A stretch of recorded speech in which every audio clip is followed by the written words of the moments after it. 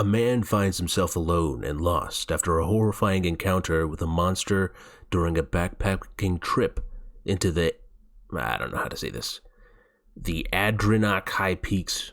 Now he must fight for his life and sanity as he battles the evil Native American legend, the Wendigo. We're back once again with a semi-monster movie, but this one is the first real horror movie that we've done here, which is very exciting. It's just myself and Austin. It's a boys only. Finally, we got a boys only episode of this show. There we call it The Retreat. God damn it. Why do you got to do this to me, Austin? Just call us Gus and Adam for the rest of the fucking thing. God, oh my God. Just keeps he's on a roll. So this is the 2020 movie, and it is directed by the one, the only Bruce Wempel, or Wemple. I said the one and only literally just to fill the dead air as I tried to pull it up in time. The movie stars Grant Schumacher, Dylan Grunn, Chris Kimperman, Rick Montgomery Jr. That's right, Rick Montgomery Jr. Yeah, if you've been watching the stream, you'll know that. Actually, you know what? There's only apparently 7 people in total in the movie. So there's also Peter Stray, Ariella Mastroianni, God damn it, and Catherine Daddario. So that's the total cast of this movie, according to IMDb, at least what I see here. And it's obviously going to be a very contained little horror movie. I'm very excited. We got a whole bunch of people in chat looking forward to watching the movie along with y'all. So without further ado, let's just... Oh, I don't want to do that. That would have been bad. I almost just said something bad. Not end the stream, though. Not end the stream, might I add. In the stream. That intro was so good. I just had to end the stream. You know that you peaked. You have to get out of there while you can. All right, people. Everyone, put your fingers. Oh, wait. Hold up. Oh, I lost mine. I lost my shit somehow. Damn.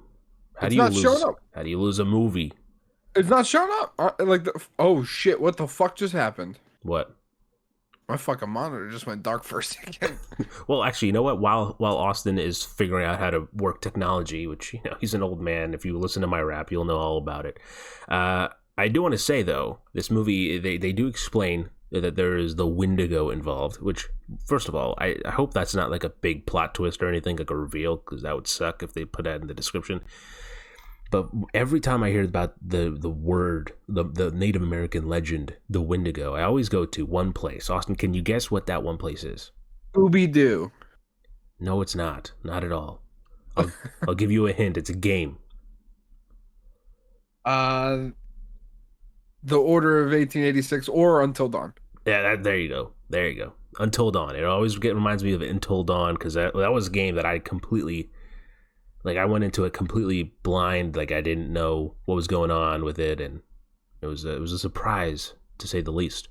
So I'm interested. I'm not going to at all compare the two, but I'm interested to see how it is.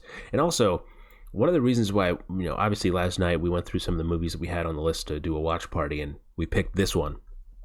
But the reason why this one caught my eye, so it reminded me a lot of a movie I watched back in, I think, 2019. It's called The Ritual. It's on Netflix right now. If you haven't watched it, I'd recommend it. It's a short little horror film. And it was one of those movies that I hadn't heard of. And I was just like, you know what? I'm just going to put it on. Let's just see how it is. And I was pretty surprised about how just generally unnerving it is. Is that the movie where it's like a dinner party? No, that's the Invitation, I think. That's what you're talking about. You might be right on that. But the Ritual, I know it's something stupid like that. The Ritual is kind of like how this movie is described in the summary, but it's these people going out into the into the woods and on a retreat, so one would say. No. I think it's one of the. Actually, I'm not going to ruin it. I would recommend watching it. I realized I was probably going to ruin something.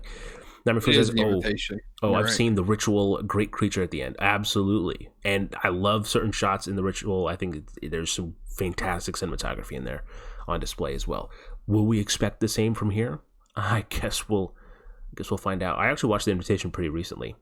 That's why I remembered it so fast. I Well, watched it like 2 months ago. I didn't hate that movie. But I mean, that's a different discussion. But I didn't hate that movie. You sounded like you did, to be honest. You sounded like you were very like. Oh, no, it was just like it wasn't great, but I didn't hate it. Like I truly hate some movies. Like fuck, I will never watch that again. Like Fear.com was something that got brought up last night. Oh yes, and that fucking triggered me, dude. That movie sucks balls. Yeah, Invitation reminded me of Us a little bit, by Jordan Peele. I can see that. Especially the end. I'm not going to say too much, but anyway, yeah, do you have it queued up? I agree. I do. All right. Well, ladies and gentlemen, put your fingers on the play button, and on my cue, we shall begin. I'm going to count down from 5. So, hope you're all ready. Full screen it, turn on subtitles, or you can watch it, of course, along with the watch party if you're watching live. And in 5, 4, 3, 2, 1, play the movie. I was a little bit off on there, but we'll roll with the punches here. Here it is. Uncorked. It's a pretty cool Uncorked Entertainment. Graphic. Yeah, it was a pretty cool graphic. I like that. What I gotta say, while we're on the topic of Jordan Peele, one of my favorite opening animations. The zombie hand. The monkey hand. Yeah. Yeah, it's the monkey paws. Yeah, I said zombie hand because it's like detached from everything else. So like I immediately go to zombie. I see. This was pretty cool. I like the. This fucking looks pretty good so far. Just this right here. Yeah, some good coloring.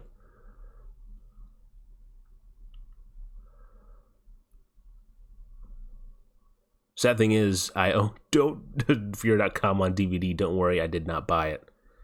Well, I hope you didn't steal it either. I would return it still.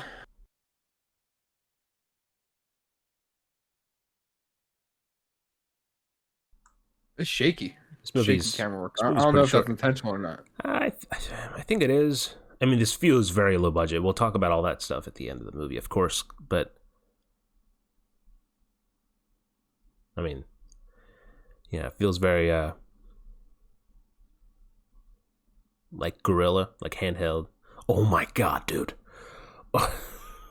There's a shot that we had in What Remains that was just like that, and like same coloring too. That's when you find out this is What Remains.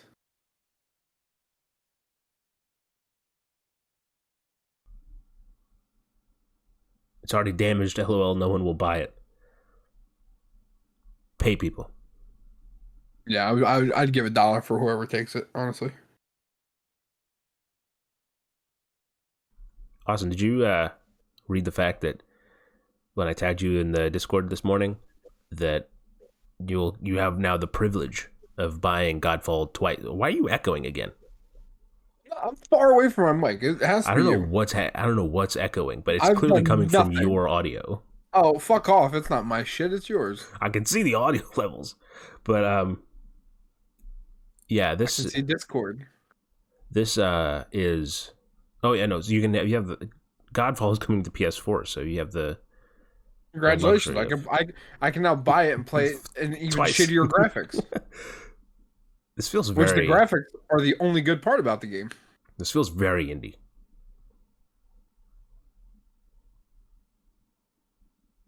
Like, I can tell already, like, very... I mean, I'm not going to be too harsh on it, obviously, because the fact that it is indie, but I'm going to be honest. Color grading is not exactly sharp. Is their lips and the sound not matching up for you? No, it's good. Maybe something wrong with my internet then. But I'm not gonna adjust. I'll live with it. That works. I apparently said that word and then I whispered it. What the fuck is up with these people's teeth? It's the color grading. You're talking about the yellow, like the weird coloring teeth, like bluish or yellowish. I mean, that along with just like they show a lot of teeth. Oh, I didn't even. Maybe it's foreshadowing. In what regard? What regard would we? The Wendigos. Oh, you're saying they'll become the Wendigo people? Oh, I see what you're saying. I got it. I'm there. One thing we should add to the list. It reminds me of, I don't know why this reminded me of it, but The Hole in the Ground. I think we should watch that as well at some point. Never heard of it. I watched it. I got the chance to watch Hole in the Ground back in 2019 when I went to Sundance Film Festival, and I'm pretty sure it was a premiere. It was like a midnight showing, dark theater. It was something, man. It was something.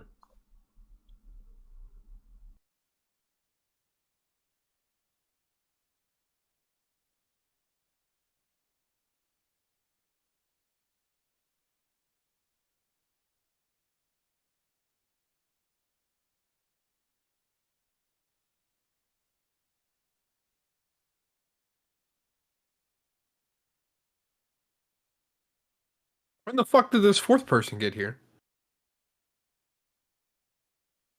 You didn't see them multiply? I must have been when he was taking a piss. You're Yeah, right. yeah.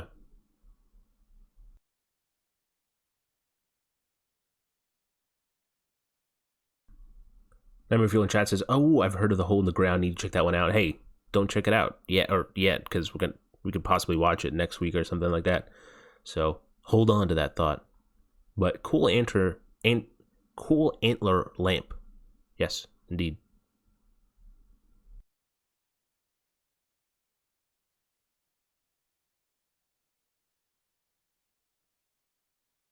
Oh, Mr. Fucking Cool Guy.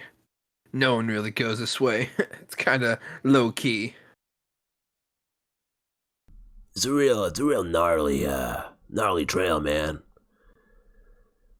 You want to hang real loose if you want to go up there, man.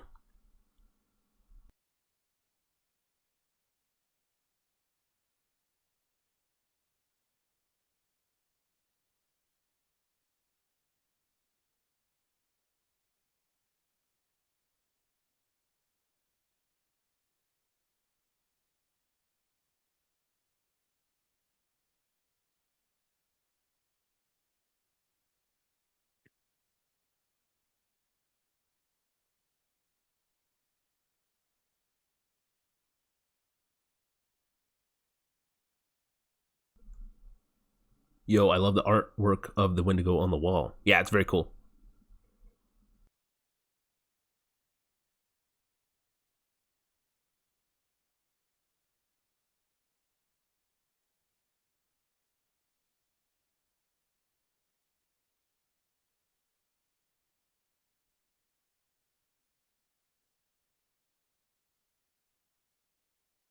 Hey, your interest? They fucking suck. Take them all down. I was on mute, but yeah, I did chuckle. Yeah, that's you're. Oh, you find this cool, man? Oh, you piece of shit.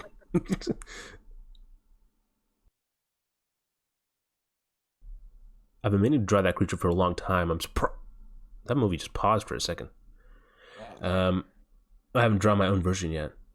Yeah, I'd love to see it.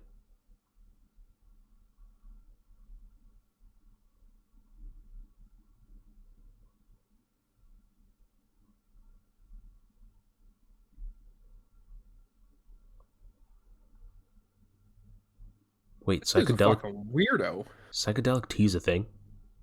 Yeah. What is it like laced tea? Like, or is it? What, It's like laced tea. Yeah. what the hell? There's that Dude, antler lamp. I had fucking hot sauce. I had coffee. I've told that story. It's very famous. I've had coffee. I've had hot sauce and I've had chocolate syrup. Fucking both are delicious. I've had neither, but I've had the coffee tasted like absolute ass. My roommate gave it to me, and I was like, "Oh, cool! I didn't know you drink coffee. I'll try it." I was like, "Oh, by the way, oh, by the way," I was like, "No, it's bad." Nah, that shit. It was the good shit. Delicious. Trying to focus to try to get into the zone. That's why I've been quiet and trying to feel this. And Sag, okay, guys, it's not possible to pause the movie even for a second, right? Unfortunately, no, Sag. Unfortunately, but if you want to get ahead, that's what I just got out of sync. So what I just did was I went up like 10 seconds ahead of the where we are, and I played it because I have the movie now. Just need to sync it up. If you go to 10 minutes, you should be able to go hit it pretty on the dot, because it's better to be ahead of us than behind it. My toes itch, and it's the most uncomfortable fucking thing in the world right now. Your toes itch? Yeah, my toe. You never had that? I feel like I have, but I don't know. It's uncomfortable because it's not like a spot toe. Exactly. It's just my fucking like third toe. You know, this feels like a movie that's done with a very small crew, and I admire the fact that they did that. It's like I love the idea of just being like, hey, let's just go out and make just really harsh conditions. I'm not saying this is, you know, you're gonna have struggle surviving or anything, but you know, not pleasant conditions to film in, and just make a movie. Yeah, honestly, this seems so far like exactly everything you would do. Where it's like, hey, we have a week. You busy? Exactly, and it's got I don't know. I can't tell if I think the color palette is a little too blue. Ooh. A little too blue. But other than that, I think it's pretty good. I agree with you, Sri. Hell yeah.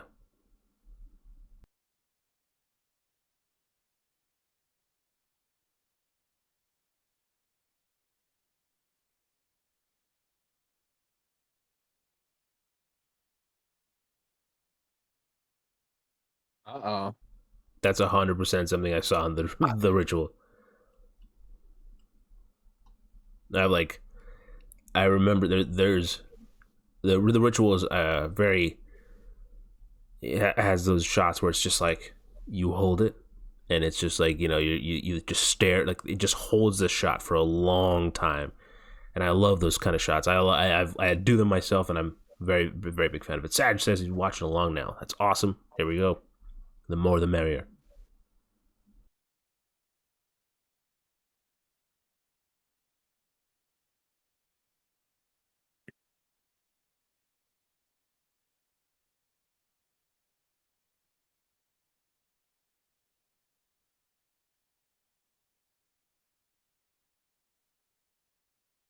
Sag. Okay, so Sag asked, "What's the story so far?" Honestly, it's just these guys going on this trail. I think that's 2 weeks before his wedding. There you go. Kind of just a way to unwind with his friend before the wedding. Kind of like a weird bachelorette party almost. Well, bachelor, not bachelor. Oh yes, sorry, bachelor party. Yep. I mean, actually, you know what? It's 2021. Let's not judge. Maybe. Who knows? That's a cool shot with the silhouette, kind of. Yeah, I like that. And the nice like tint along the tree line. I like that. Gotta get the selfie. See, the one thing about this that I keep trying to nail down, like, look at that. Like, that is just, it feels like it's like a visco filter on this movie.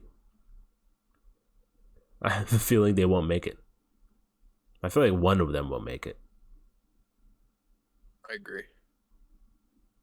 And the other one will eat the other person. And then they'll turn into a Wendigo, or I don't know.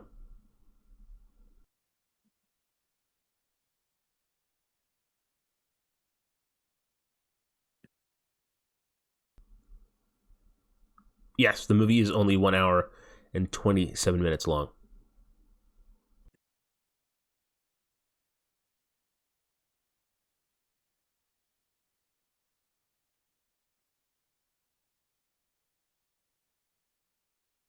Oh yeah, because that's when you want to do drugs. When you're at the top of a fucking mountain. Oh my god. Okay, so we have a friend in common who shall not be named. Actually, I can tell. I'm gonna mute myself, and I'm gonna tell Austin, but you guys won't be able to hear it. And this one, a friend that we know took, I think it was acid, while wearing like a Sasquatch costume in the woods. Just he went crazy, dude. Like, that's fucking hilarious. He was like throwing shit at his friends because they were trying to shoot like a short film, and he was like supposed to be the Sasquatch, and he was like, I went crazy. it's it's great.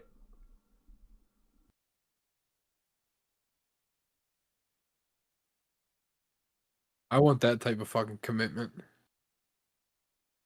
When I tell somebody to play Sasquatch and they fucking They take S. they are Sasquatch. I'm not a huge fan of the like the perpetual like the music that just kind of just keeps playing in the background. I don't even pay attention to it, honestly. Mm.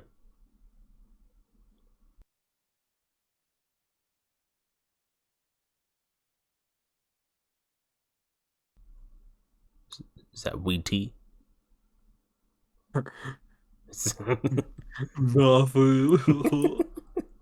Fucking idiot.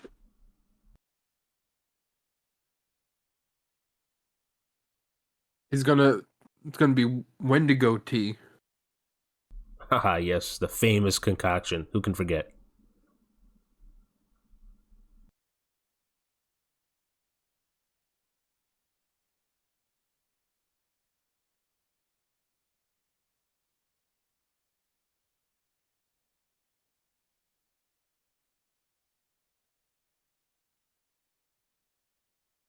Is that a fucking small step to you, dude? That's he's like, oh no, I don't do that shit. Damn. Chug, This, chug, chug, this chug. dude's fucking not moving from that. Yeah, you're not gonna. You can't get up from that. Imagine. Yeah. But then again, he That probably shit. has a high tolerance because he said he took everything. So Yeah, but regardless, that amount could fucking probably kill every Wendigo in this fucking movie.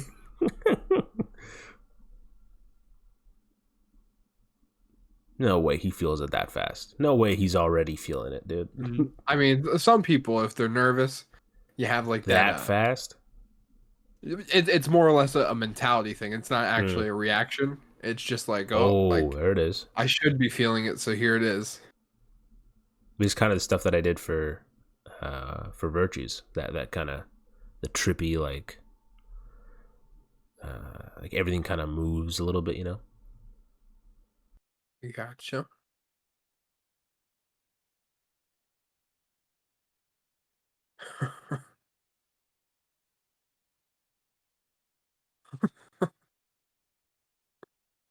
Are you laughing at the smoke? Like the effect on the smoke?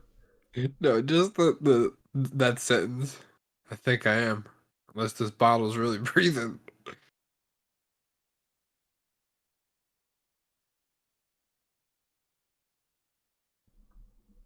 There it is. That's not how it works.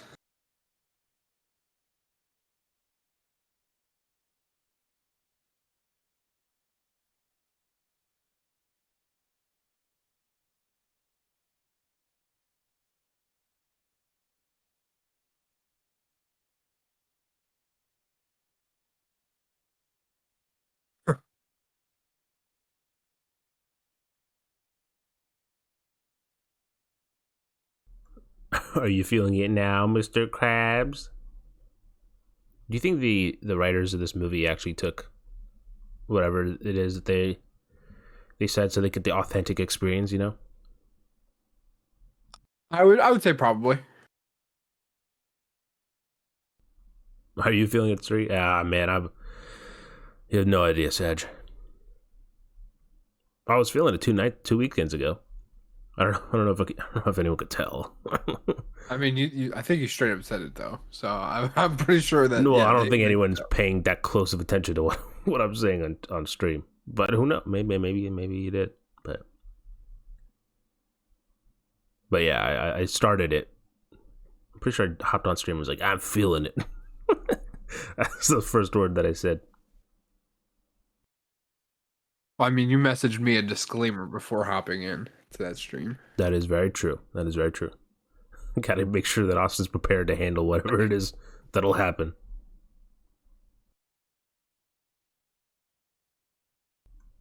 There's no chance that they knew when you were feeling it, Austin. No shot, you said? What'd you say?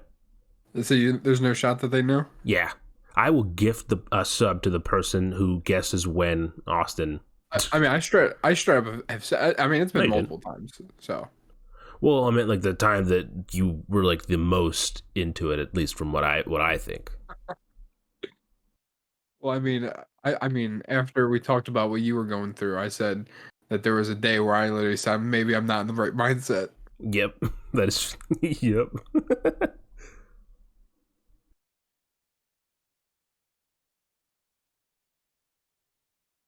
Love how they're having a really serious conversation and It's not really like a serious conversation. It's like a trippy you gotta talk. think this conversation started with him going, "Wow, someone's gonna have to tell my parents that I'm a book now." Hmm.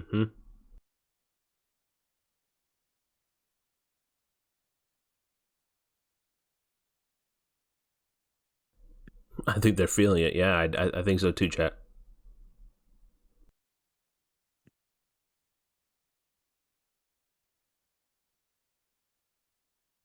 By the way, Sag, did you change your color to be pink? I know you were thinking about changing your color last night.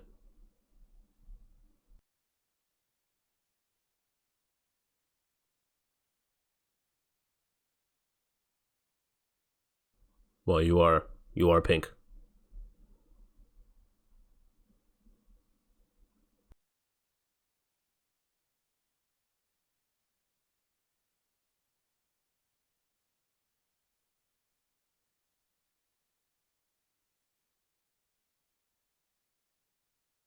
Oh, this dude's a dick. I can't tell if this is like a good best friend or a very bad. You know, like because like yeah, exactly. He has an agenda The because he's it basically trying to seems like that the coerce him lighting into. is like it feels like it's fake lighting because it. Well, they're probably trying to match it because it's too dark. Oh, Is that what for you're sure. saying? No, They're it's just and they're like the because we had to do in film school. One of the things, if you take any camera classes, they'll have you try to recreate water and light, like fire light effects and stuff with art, like lights, not like using it for real. fire or Um, anything. do you think Amy's feeling it? I hope so. Um, and that one you could kind of tell, like it was. I mean, if it was real fire, then I'm wrong. I'm talking out my ass. But it looked like it was kind of switching between like kind of reddish toned, and then it kind of goes back into like regular tungsten tone. And anyway, I mean, I think at least on the last part, I think the fire was real. oh no, yeah, there is a fire. Yeah, But when they were going like back and forth between like their yeah, like that's the side one. shots, Uh huh. I think you're right. I think that was artificial lighting Mm, because I think that would have been too hard to manage with a fire, especially if it might be windy up in a mountain. You know, if they are doing this at yeah. night. Mm-hmm. I'm thinking like somewhere in like the Poconos or something like that, even though they're probably not anywhere close to us. Um, there's no way the fire would have been consistent enough for like a shot to be well lit like that. For sure. Yeah. I mean, I like the. Okay, now he's feeling it.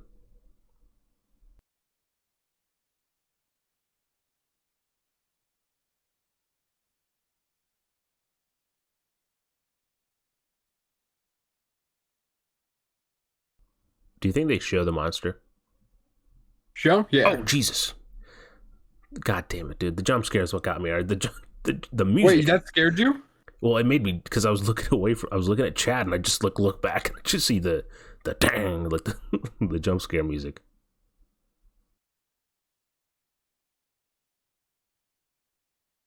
Oh yeah, that'll stop them. A little pocket knife. That'll scare intruders away. Chad, did anyone jump to that? I mean, you did. All right, see that I didn't jump to because I was looking at it the whole time. I didn't even see it. Oh really? I see it. I didn't see anything. I just heard the like whatever the fucking noise was. See that's the thing. I was nah, so just nah. See, nah. I was looking at chat for a brief second, and I look back and I just hear like bang. There's just loud sound. But the second time did get me because I was watching the movie.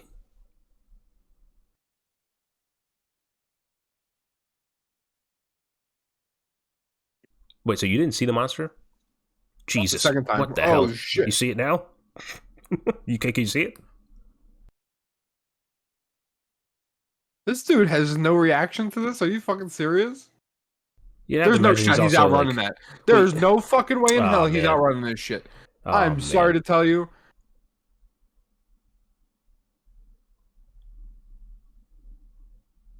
that's typical. It's a classic running from thing in the monster and then it bleeds. That's his friend, right? He's imagining it. And he just stabbed his friend. Are we? That'd be a crazy twist. Are we? Oh, that's why. That's the impression that I was on. I wasn't. I think he's tripping balls. He'll like sleep and he'll wake I up. mean, it is back to that kind of like wavy Yeah. filter. So you might be right. Oh. That's definitely Marty. Just let's put that out there. Oh yeah. I see. You don't like my goddamn art.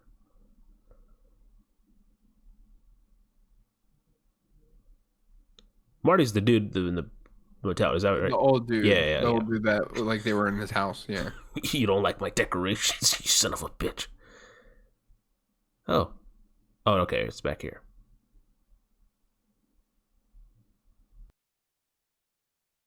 I'm sorry, but if I had that encounter, regardless of my state of mind, no fucking shot in the world I'm going back to sleep. Uh-oh. Oh, snap. So we might be on to something. I should be a movie writer. I should write some stories.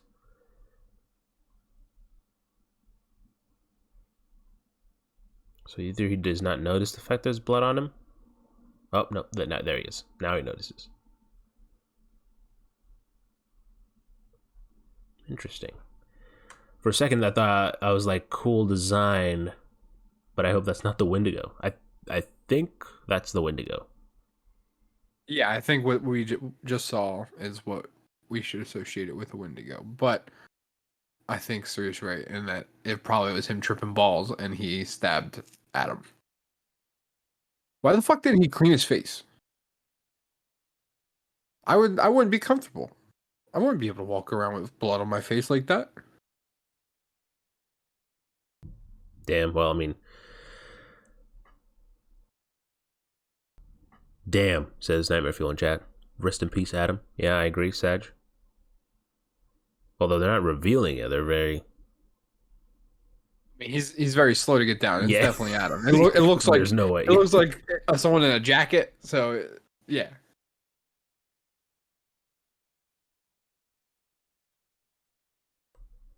If it was Adam, why did he attack? I think what happened was that Adam was so he went out in the woods. He woke up in the middle of the night. He moved. And that's a perfect stab wound. Yeah, and he started walking in the night, and then Adam followed him, trying to like, hey, where you going, man? Like, are you okay? Right. You know, try to follow him. The one thing, if you've never encountered it, is when you're with someone who is high or we'll just say of a different mindset. You don't want them wandering around the fucking woods because that is true. That's You'll not turn good into a idea Sasquatch. Yeah, 100%. I think that's what's just happened there. So he's the Wendigo the whole time. Maybe we were all Wendigo the whole time. This dude's just ready to go murder again. Non-fucking is cold-blooded killer. You know how it be, man. You know how it be. Damn. That motherfucker was gonna get married in 2 weeks.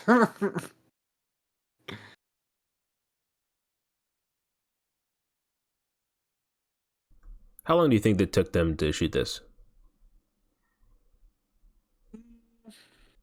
I would say a couple months. Really? Like not consecutively. I'm thinking in like the mindset of if they're like students, you know? Okay, like a weekend here, a weekend there type of thing. Right. That's fair. In total days, I'd probably say like 10 to 14 days of actually shooting. But Austin was right. So funny how he was like, "Oh, okay, I murdered the monster. I'm asleep now." Again, I think it's part of the because does it show him going to sleep, or is it like It's just he wakes up he's burying him small handfuls at a time in snow. Oh my Instead God. of picking up branches or like a number of other things that he Criminals take note. This is how you do it. See, here's the problem. Wow, he covered it up real fast though. Here's the problem though, Suri. Uh-huh. Give it like a month or two, that shit fucking melts. Melts. Uh-huh. And the fucking body's there. That's true. Didn't even dig a hole. I mean, to be fair, I don't think you'd be able to dig a hole in snow-hardened ground. You know, it reminds me of when we had a shoot day where we shot in this temperatures, and I remember it was a small crew. I would say it was 15 of us, and man, by the time I got back to my car after that shoot was over, it was a pretty long shoot. We did it for I remember hearing the stories 5 hours. Like how literally you had like 2 or 3 cars that were just running heat that like almost the entire fucking time. The crazy thing, so yeah, me and Cav, who was my DP for that film, we couldn't go into any of the cars. Like all the cars were full because we also had a car that was pretty much full of equipment.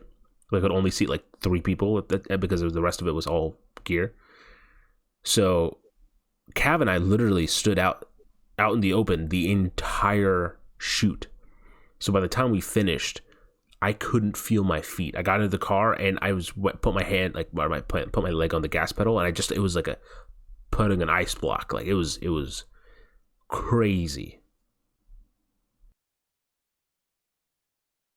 So I mentioned that because I think it's, it's not easy to shoot in these conditions as fun as it would be to just be like, hey, you got a free weekend, let's just go shoot something. Like they're feeling it, especially at night. I love the snow though. I love the snow. No, really? I am not a fan of the snow. It looks pretty, but I just don't like cold temperatures. Nah, dude. I'm all for winter. Like fuck the summer.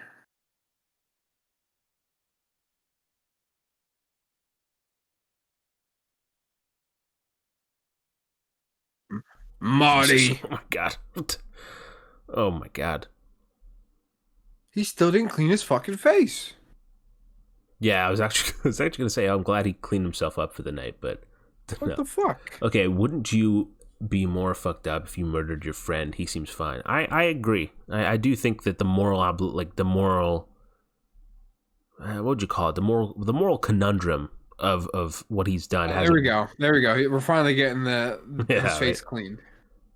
I like some, like this shot right there is pretty cool, but I think it doesn't translate well to the color grading. Doesn't translate well to all the other things. I don't get what he's still doing out in the woods. Do Wendigos have antlers? No, maybe.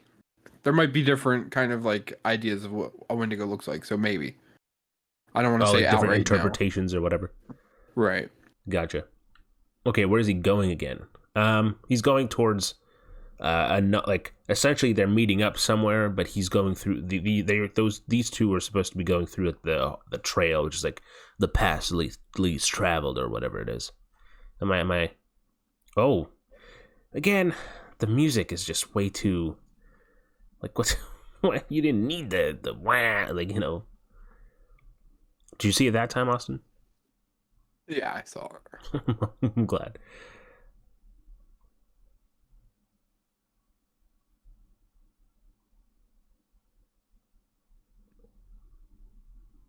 I feel like we would be much further into this movie than we actually are. It's been for about. I don't wait. How far? There's like an hour left, roughly. I mean, I don't know how much. I can't imagine much time's left for credits because there's only like 8 people. That's true. That's true. The more I watch this, the more I want to see the hole in the ground after this, because I think it'll be interesting to compare. I'm not saying they're similar movies, but they have similar color grading, and I think it'll be interesting to compare. Not compare directly, but just look at them both back to back. Like I don't know what else can be told. Like what left is there in this story? What's left? I think now it becomes a like him surviving cat and mouse. Yeah, I think that's what it is. Like Mike, Jesus Christ, man. Why do they keep... it's so many... Now, is that real? Or is that... What are we saying? It can't be real. Because that would discredit the whole Adam dying thing. Right? Like... Well, I hear what you're saying, but I don't think it would discredit it. I think it's what it will... He created the monster himself by imagining that it was a monster. So you just don't think it's real at all? No, I think it's real. I'm saying this version is real. The one we just saw right there. What? Why Where is the there? fuck is he now? Why is there conveniently a shotgun just chilling?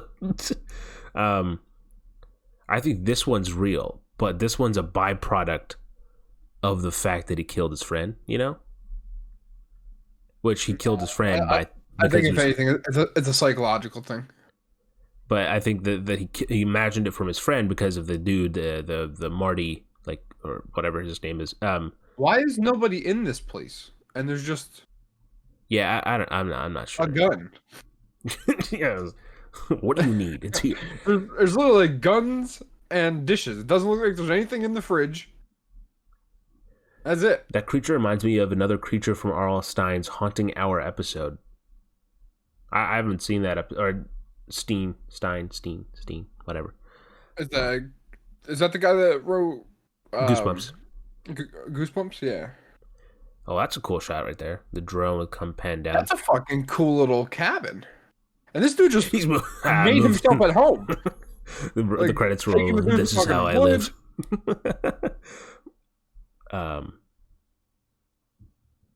But yeah, I haven't seen that particular episode of the.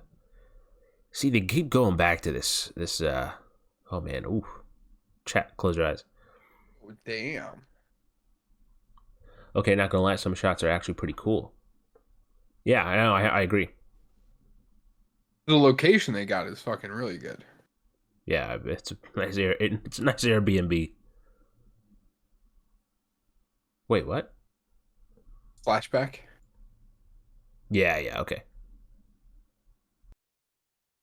It's showing how he wasn't actually happy, and that he secretly asked them to murder him in the woods. That would be a twist. A ginger ale.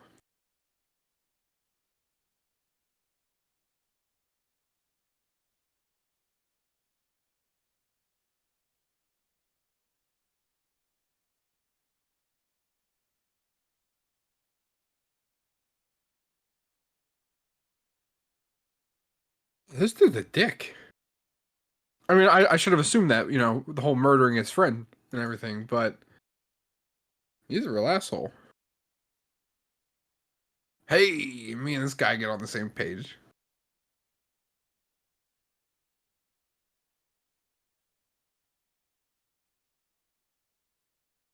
Peer pressure. Let's see. It's almost like the Goosebumps TV show, but much darker, in my opinion. Oh, this movie, as I compare it, like it's more aimed toward at teens. And Sag says, "What?" Goes as a big baby.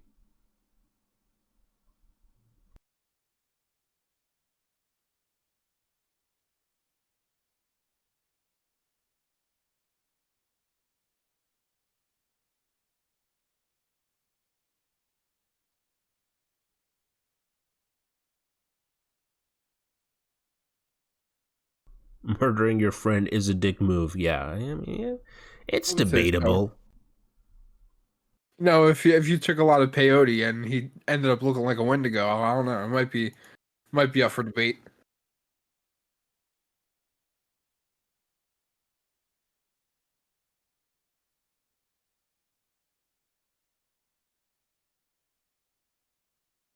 He sounds like an overly attached friend. No, that's why I'm going back and forth. I don't know if this dude's a dick or if he's like trying to be like a legitimate supportive friend. See, I think it's just him being a dick. I don't think he has any redeeming qualities. I mean, he's supportive of his friends. Yeah, but I'm sure we'll find out. Oh, that was actually selfish for another reason as well, or something. Everyone says, "Oh, nah, the haunting hour show." Oh, wait. So, oh my god, I'm so totally wrong. So the haunting. I thought I assumed that the haunting hour was like the the Goosebumps episode name, but I see now that that's a different show. The movie does give me ritual vibes. Yeah, I agree.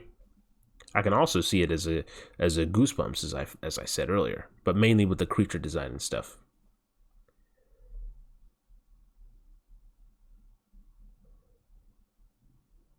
And there's also the stupid glowing eyes. That also is. I don't mean stupid, and you know. Anyway, I think he's not a bad person, but wait, being a dick means being bad. Maybe. Back to the present.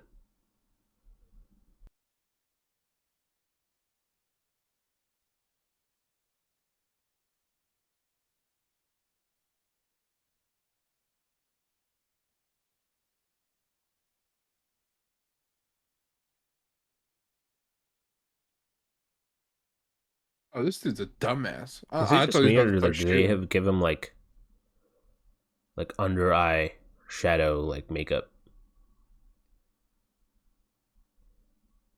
Probably show like restlessness. Jesus, that was so loud. I feel like people on stream probably heard that, like through the echo of my headphones, because that was very loud. Is he hunting right now? Is that what he's doing? He's hunting for food? Does he No, plan I to be think out he's here trying to long? hunt the. I mean, it could be the. I think he's hunting the Wendigo or whatever it was that was kind of stuck in him. It could be for food though. I could be wrong. What was wrong with his mouth? I wish I knew.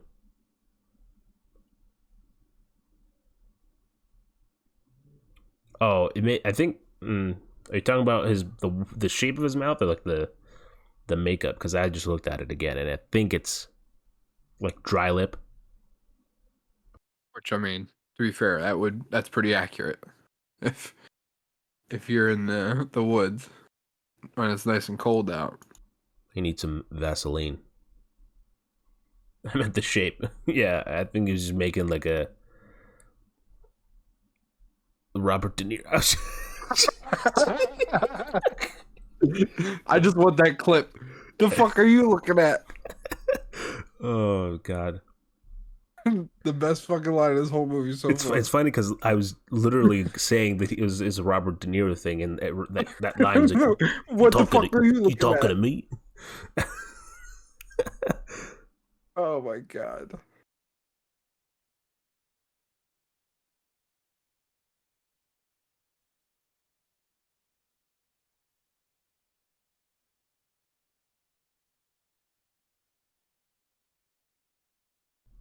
All right, is this too dark, or is this me?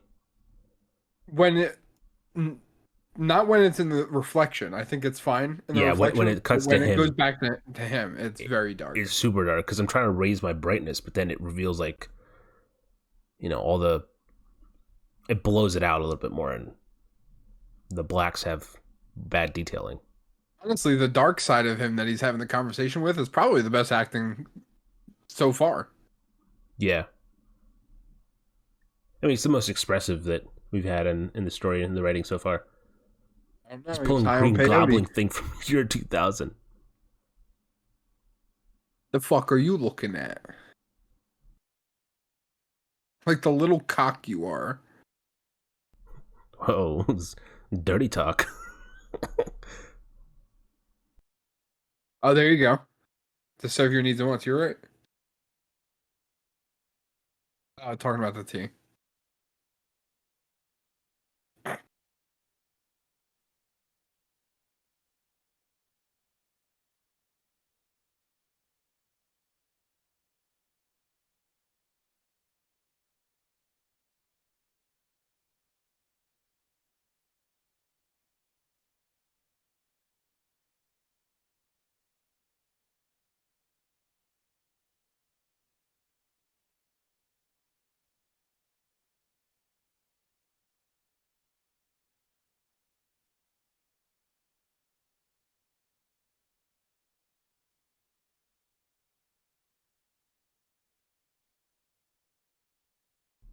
Can't go wrong with some uh Oh yeah, B-roll.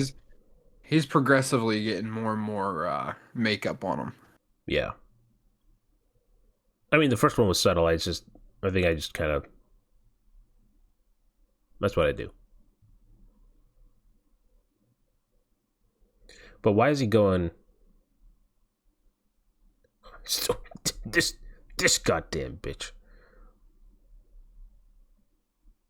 I was gonna say, why isn't he trying to shoot this thing right now? This movie should be called Followed. Oh, you're a dumbass. He's gonna waste all the ammo. Oh, you. Batman. I'm here to talk about your extended car warranty. What do you want? Swear to me. I mean that eyeshadow basically is gonna be the same that we'll see from um fuck, what's the new Batman thing? I forget his name. Robert The Pattinson. actor. Robert Pattinson. That's exactly Did what you we'll say see. Patrick? No. I said Pattinson. If I said Patrick, it was 100% an accident. Because the movie would end Austin. There you go. That's your answer, Austin. I don't know. Because you'll find out that the Wendigo was in him all the time. And I initially said Wendigo. Are we saying that this is him transforming into the Wendigo? Is this his transformation process? Robert Pattinson looks much better in it. Well, to be fair, Robert Pattinson gets paid a few $1 million to get in shape, and there's also an award-winning, team behind him to make sure that he looks good. I don't think he's ever delivered a line like this guy said, "What the fuck are you looking at?" I am vengeance. Plus, I'm When's glad the they're owner of embracing this eyeshadow. cabin gonna come and fuck this dude up?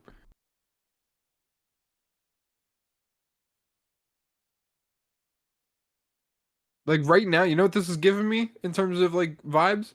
A boner? No. Oh. Ralph Boner. Awake. Holy shit. I could see it. I could see it. Nice. Thanks, Sad. I told you this fucking shit melted. No. It wasn't melting. I think the body was moved. Taking his clothes now. No, I think the body moved because he didn't bury it right next to the cabin. He wandered a bit before he found the cabin.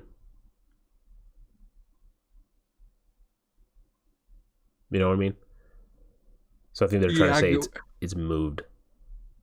Something moved it.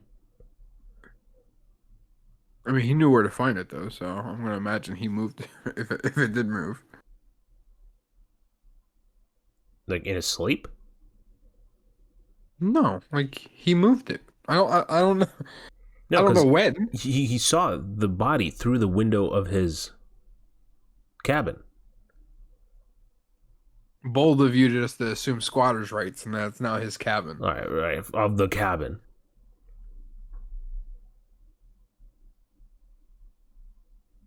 Oh, he's chopping him up. Oh my god. He's gonna eat him. I mean, I feel like that's. I mean, isn't that the Wendigo? Oh boy, isn't that the Wendigo curse? Like, it's cannibalism. Yeah, cannibalism. Yep. There it is. Slow roasting him. What I don't get is why am I missing something? Why isn't he going to try to find like help? Yeah, I understand that he killed someone, like that kind of thing, but like well, yeah, he seems like he's pretty content on just living his days out here. Ooh, cannibalism. Let's not talk about that. Let's not say it so interestedly in chat. I don't want Twitch to kill us. Like the aliens from Toy Story. The claw. The claw. Yeah, this is fucked up. I agree, Sedge.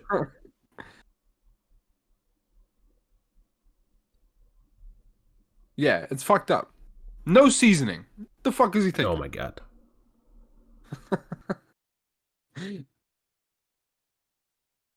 And that's why I carry garlic powder with me everywhere.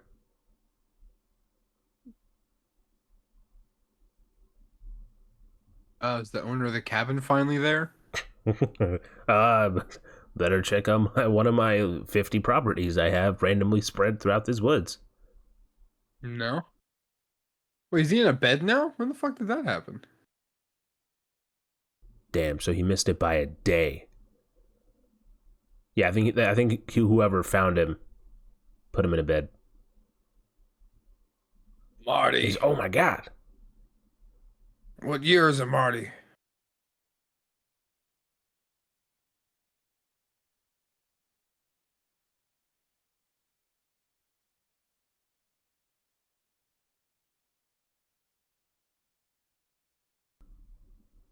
The only nitpick: where is the blood? Where is the gore? Where is the viscera? All good questions. Kevin has just arrived in chat. Welcome. You're in time for the last half of this movie. You haven't missed much. I mean, he missed cannibalism and I'm murder. sure. I'm sure that's not the last of both of those things. We'll see. What, you think he's gonna eat Marty? I think Marty's gonna eat him. I think that's a valid theory that Marty is the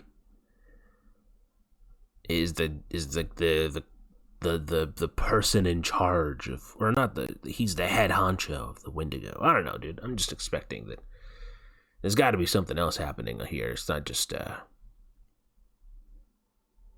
There you go. Hmm.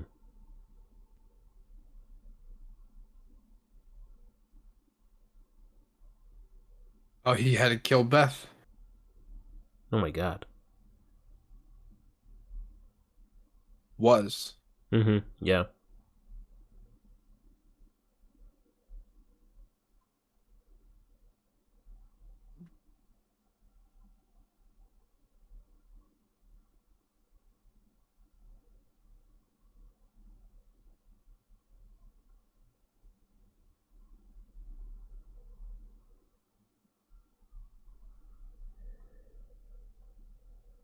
So he knows what's going on. He's like, I'm gonna have this bitch in my guest room.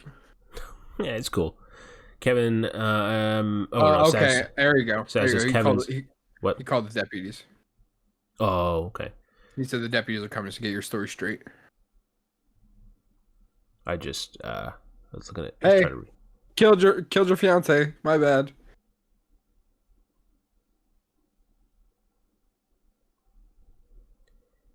Kevin's late. He didn't feel it. We were feeling it, Kevin.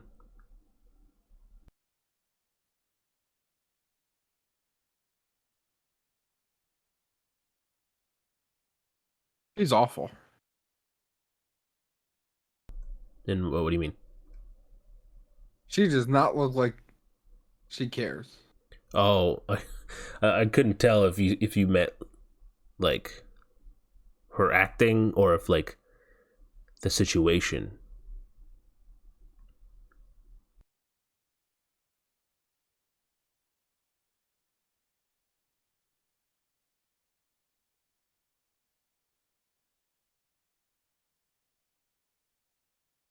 Is he throwing up blood?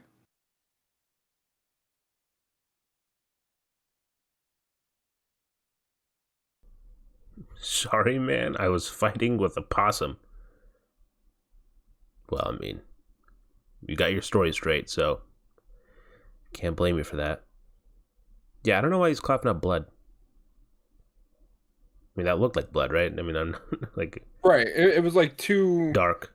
thick and Oh, dark. yeah, that too. It'd be like vomit. Is he like in his apartment now? What the fuck's going on? Oh, I guess yeah. Oh, More of this bitch. she's back. Yeah, I guess they. Oh man,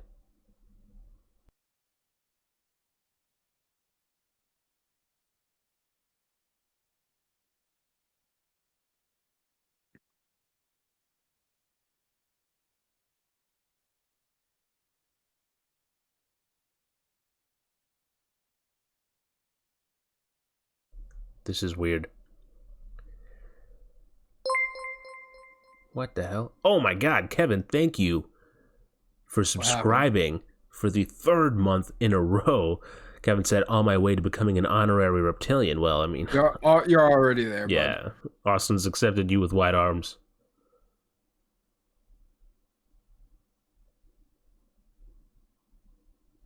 Again, why the stupid jump scare noise, man? Like, you didn't need it. Oh my god. And the music again. 100%. Oh, there's Austin. Why'd you chat it? I couldn't find anything else, so I was just like,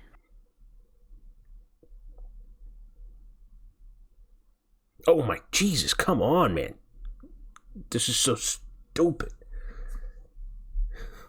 It's just random. Hey, check us. Stupid. Oh my god.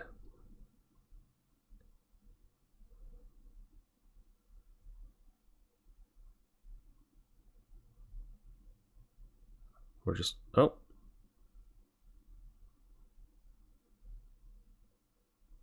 Oh, he's at a therapist.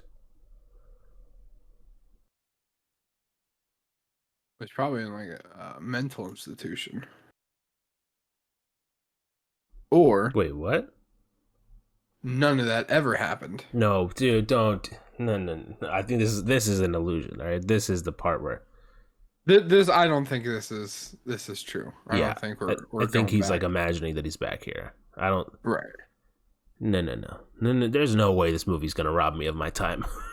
That's what you think.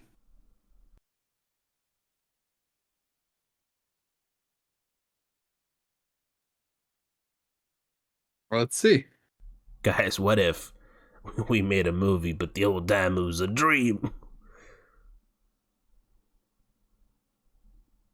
Interesting backlight. Yeah, Oh, no way this is he real. slept for 16 hours. OMG, Tubi for with their 2 minutes ads are killing me. Yeah, Kevin, Tubi. This movie is available for free on Tubi and Vudu. Did I say that at the top? I feel like I missed it. I may have forgotten to say that at the top. But so, No, you said it. You said it. oh, okay. Well, it is free. So yeah, it does have ads though.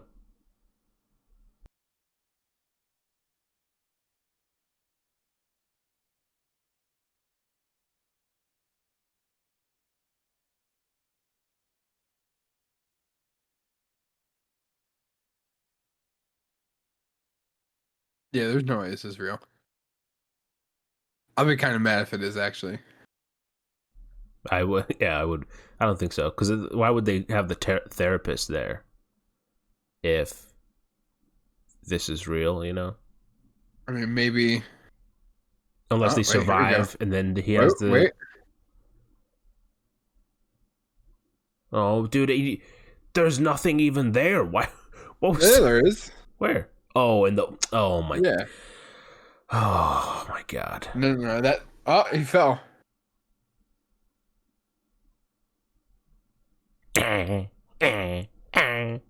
It's fucking jump scares off my. Yeah, I watched Tubi and Prime. I watching Tubi Prime blocked me. Oh man, but doesn't show me advertising. Oh, interesting. Oh, yep. He got angry. Oh, so that was the fake version, I guess, that he's probably. kind of feeding the everyone else.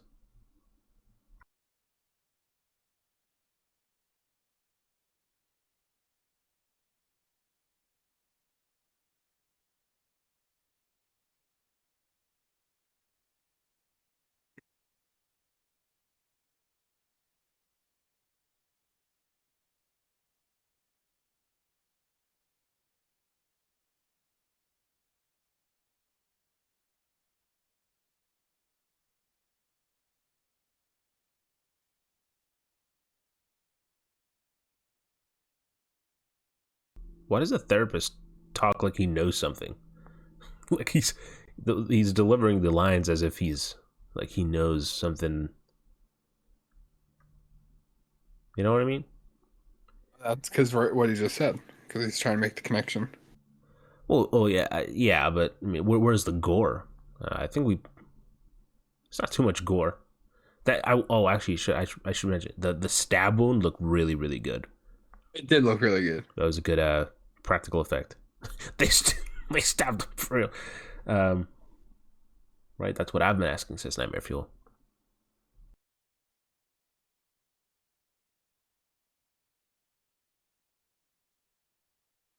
Ah, there you go. It was a dream.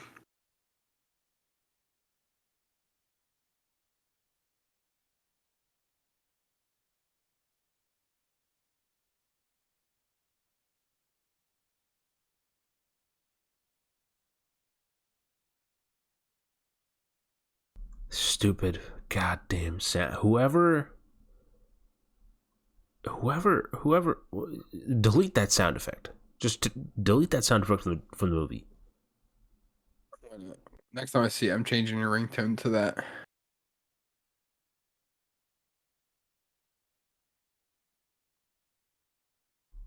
This is not real too, but I don't know. Nothing's real.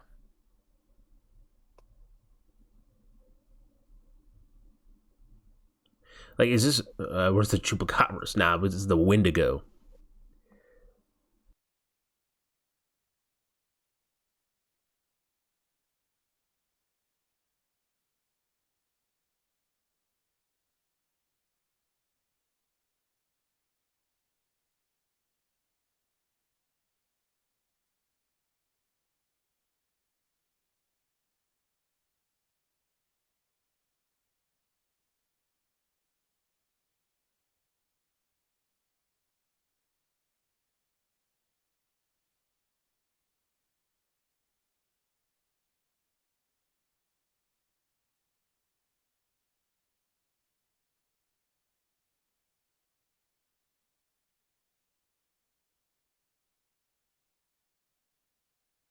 We still got about a half hour left in this movie. I really don't know what the fuck else is gonna happen. I mean, they've been covering they've been stuff has been happening so far, so maybe they got a plan.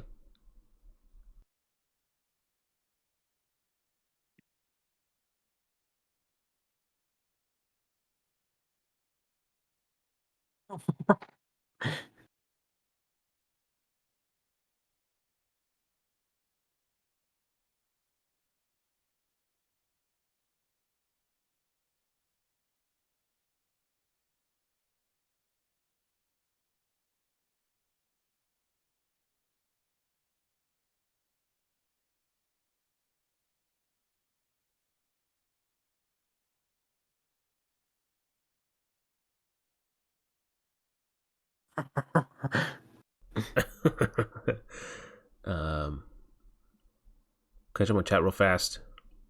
Neverfield says, or Kevin says, random movie.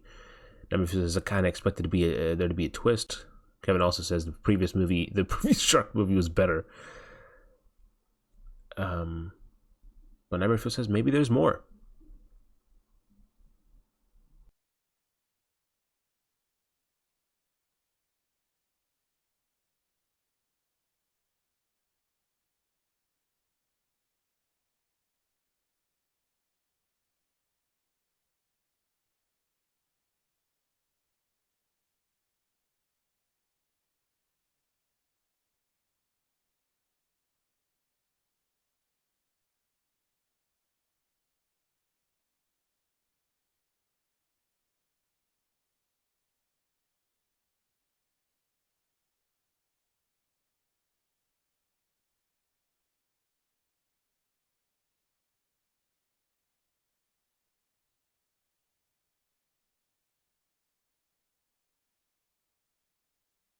That was good. That was good.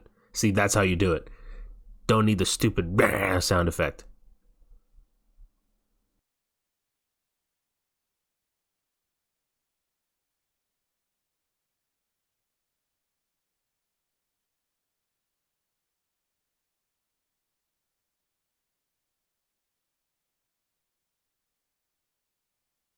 All these dudes with the T.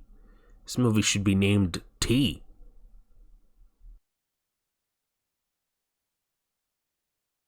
El Chupacabra. Coming soon, directed by Kendula and Perkins.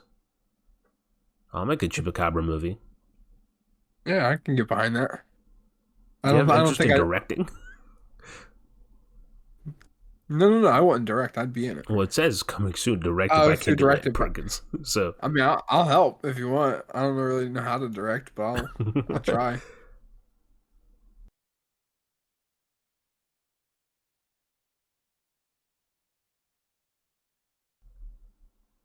should have been called the T. Yep. Yeah, I agree. Yeah. I'd love to direct an El Susi movie. Love the urban legend. I don't know what that is, but we'll look it up after the movie.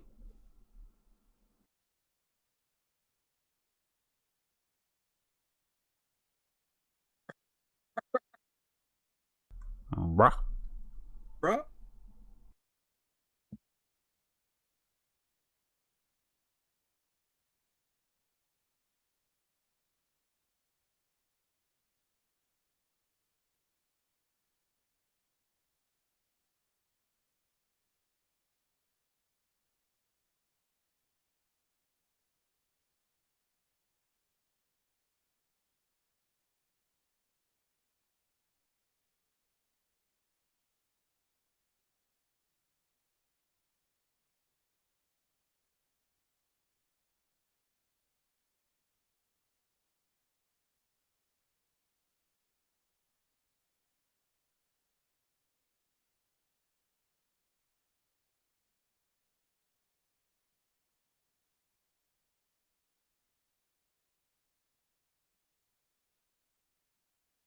So here it is. Yeah. See, that's what I don't know why the first fifth hour of the movie had a whole bunch of this stupid dumb shit when they're doing the same scares. The shots are the same. They just don't have the sound effect, and it's so much creepier that way. I think. Anyway, Chad. Let me know what you think about it.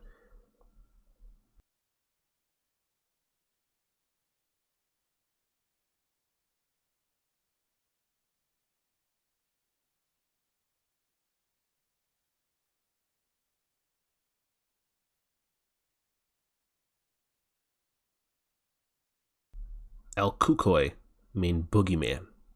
It's a Mexican urban legend I really admire. Oh well, that's cool. I definitely said it wrong the first time.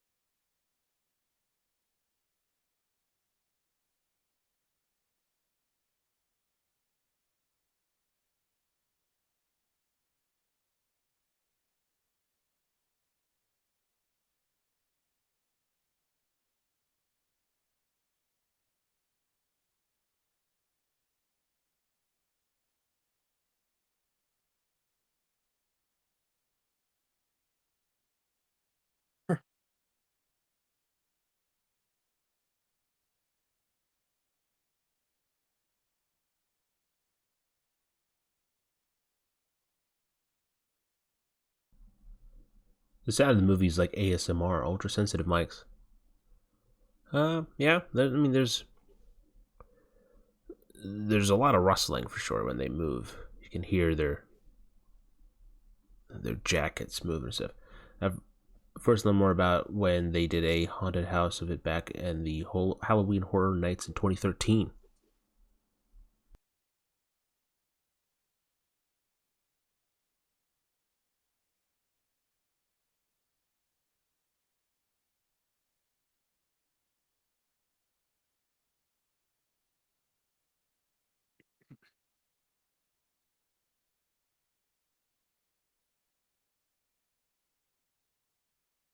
There it is. God damn it, bro! I was like, oh, they're doing so good. Oh my god. That was both of them. It's the first Yeah, time we see them that's in it. both. They're teaming up. This is the collaboration.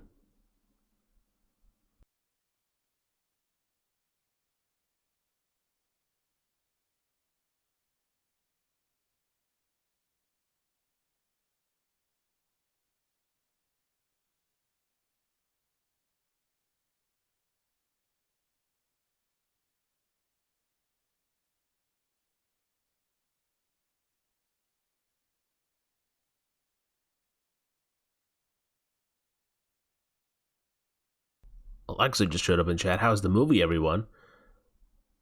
Sag says it's something. That's very true. Everyone else is saying hello. So is he supposed to be like sacrificing himself? Is that what's happening? Yeah, I think so. Like he I think knows that that's he what's he can't happening. escape. Right, so he's just gonna Yeah, sacrifice himself to it yeah. rather than killing his friend. But do you think this is real? I really don't know because they kind of just played it off as like, that whole like first hour of the movie, he was high on peyote and then he hit his head. Well, sounds good. Sounds like I picked a good movie to miss. We're watching The Hole in the Ground, Alexa.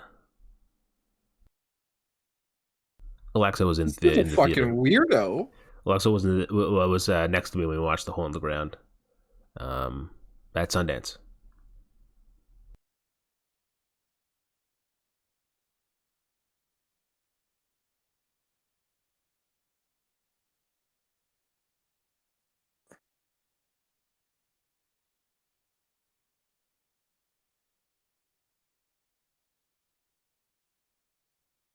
Oh my god, man! Oh my god! Why were you using this sound so much? Ah. Oh my god, it's POV. We're getting into the POV shots. What's he? Is he trying to make a noise to try to get his attention? Damn, he's gonna take him out while he's trying to go poop. Wendigo have no heart.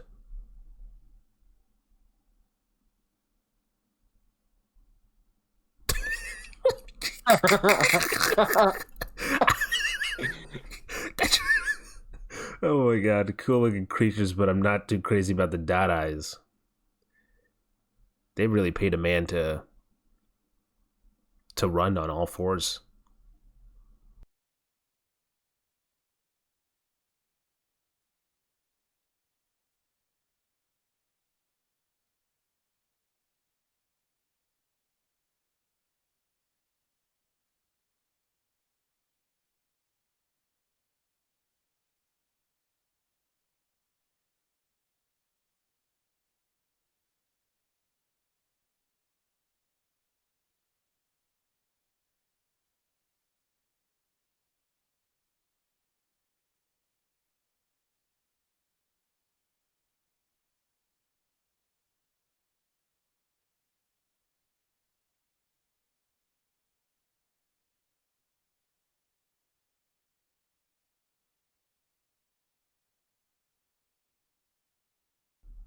And run on all fours. He did. Yeah, he absolutely did. Come on, guys. Mr. X is more scarier. By a long, long stretch. Cannot. Um, Perkins approved the last comment.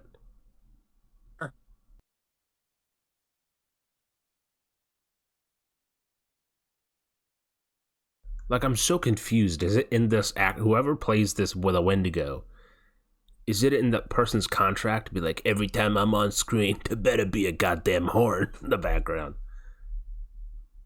That's We a don't cool know what the shot. fuck this thing is yet. I like the wide. I can't really talk shit about glowing eyes because I have a movie that What's the has story? glowing eyes in it. Did he kill his fucking friend or not? Just tell me, please.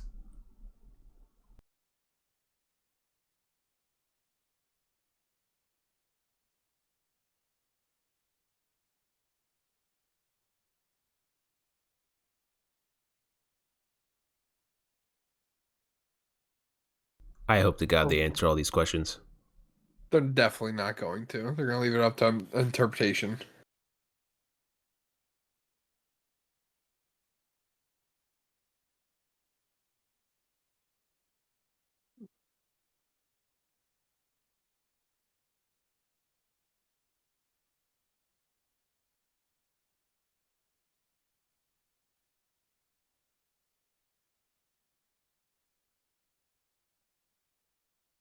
He's gonna murder him anyway. Make sure we cover all of our bases. If I kill him in all the timelines. Story, you have way too high expectations, I guess.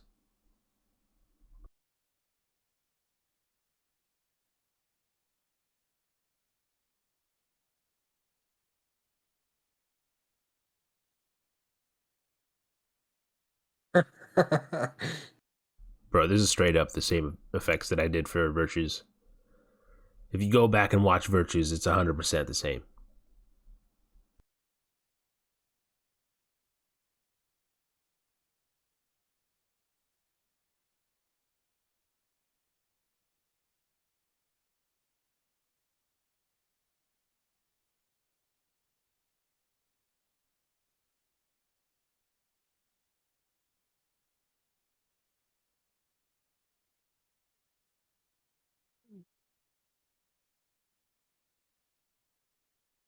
Stop falling every 2 seconds.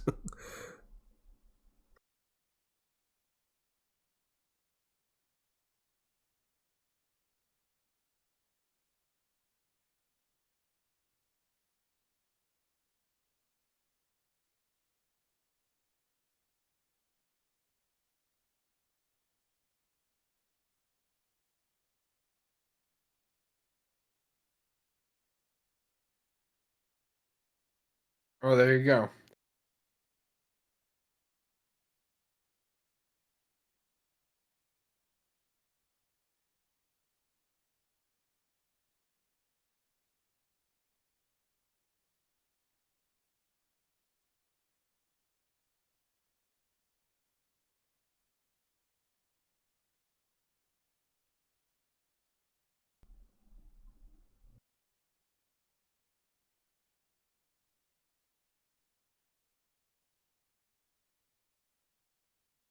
He's gonna stab himself. I think so too.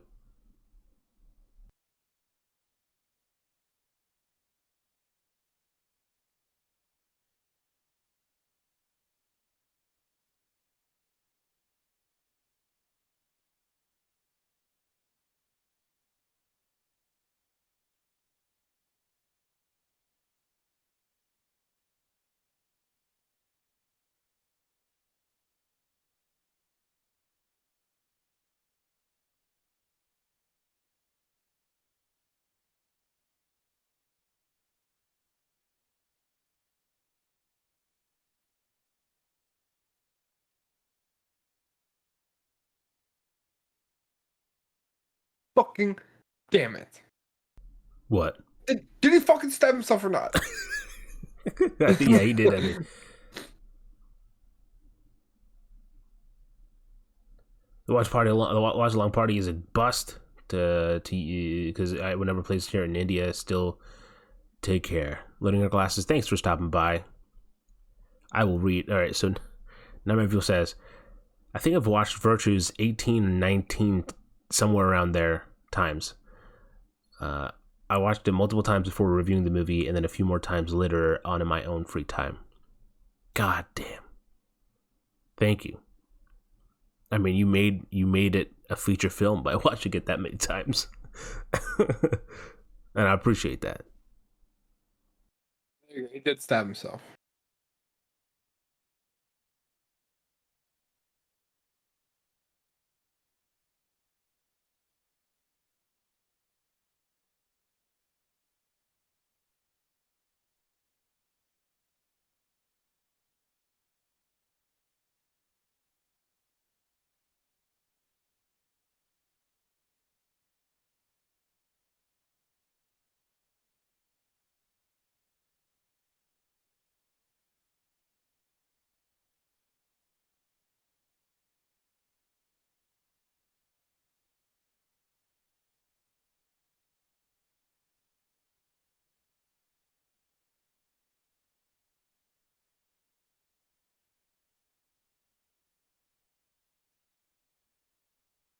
I'm a few seconds behind because my headphones fell out, but it's all right. It's like 2 seconds at most. Everyone wishing loading her glasses the best, and I agree.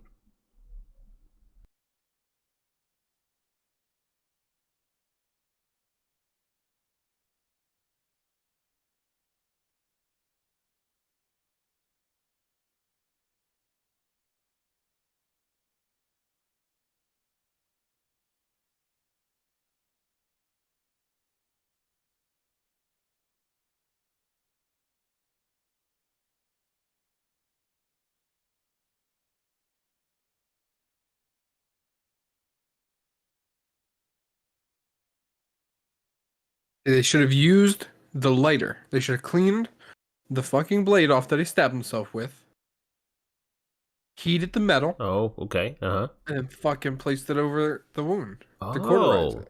Damn, look at that. Stop the fucking bleeding. Survival lessons with Perkins the Reptilian. But I mean, they don't have like a belt or something like that to cut off like circulation of the A blood for the tourniquet. mile that they had to go.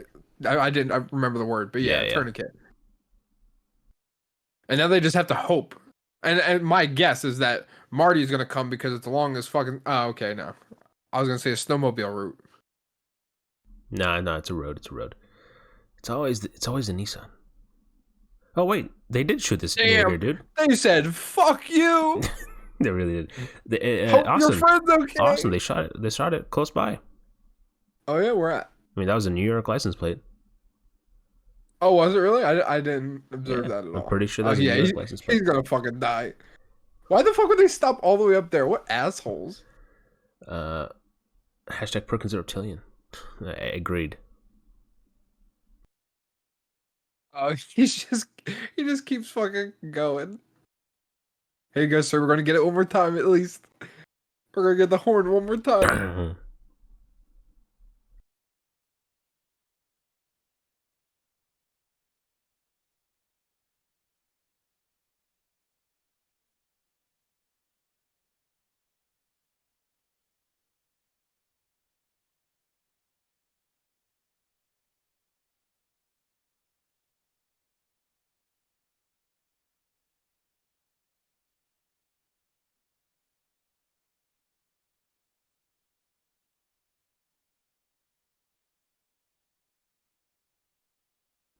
Oh, There it is. yeah. Oh, God damn it, bro. Oh my god.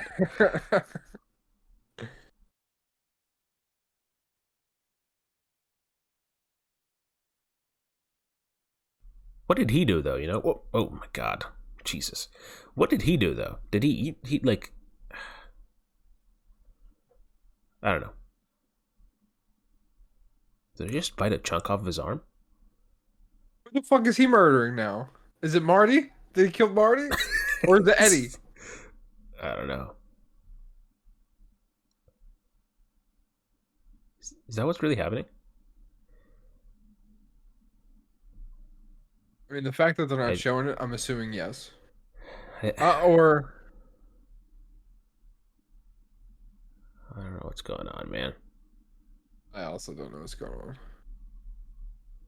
I mean, they're getting the shit out of their like they paid for this guy's. Oh no, two people, I guess, for their makeup, and they're getting it as much as they can.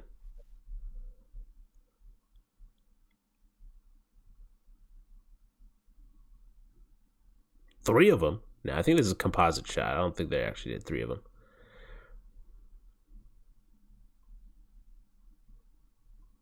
I think there'll be a lot of use of budget.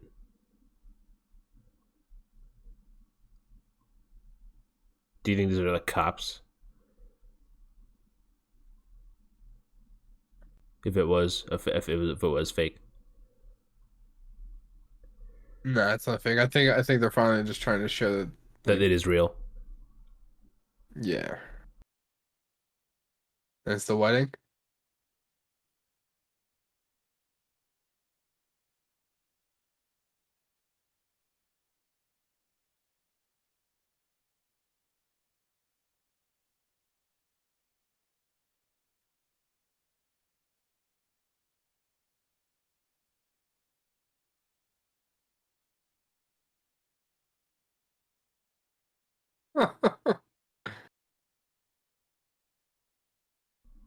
Damn, the height difference with that camera angle being so high, you could like the height disparity is like very clear. Also, we got a whole bunch of hashtag Perkins the Reptilians in chat, and I appreciate that.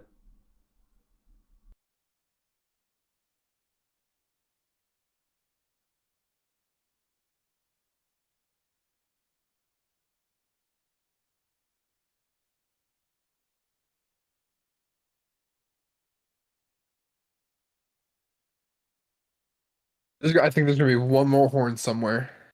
Sorry, before we end this. There's absolutely going to be like a painting that they cut to, and the painting's going to be like, you know. Absolutely. It's gonna show him in the background, and it's gonna play it.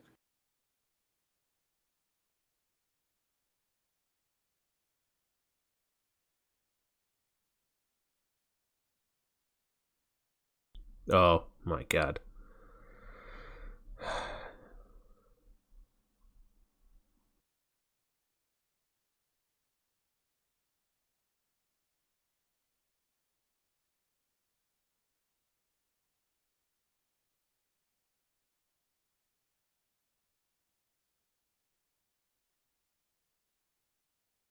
Unfucking believable. So what the fuck happened? I thought we were finally getting a nice pretty bow on it. Apparently the fuck not.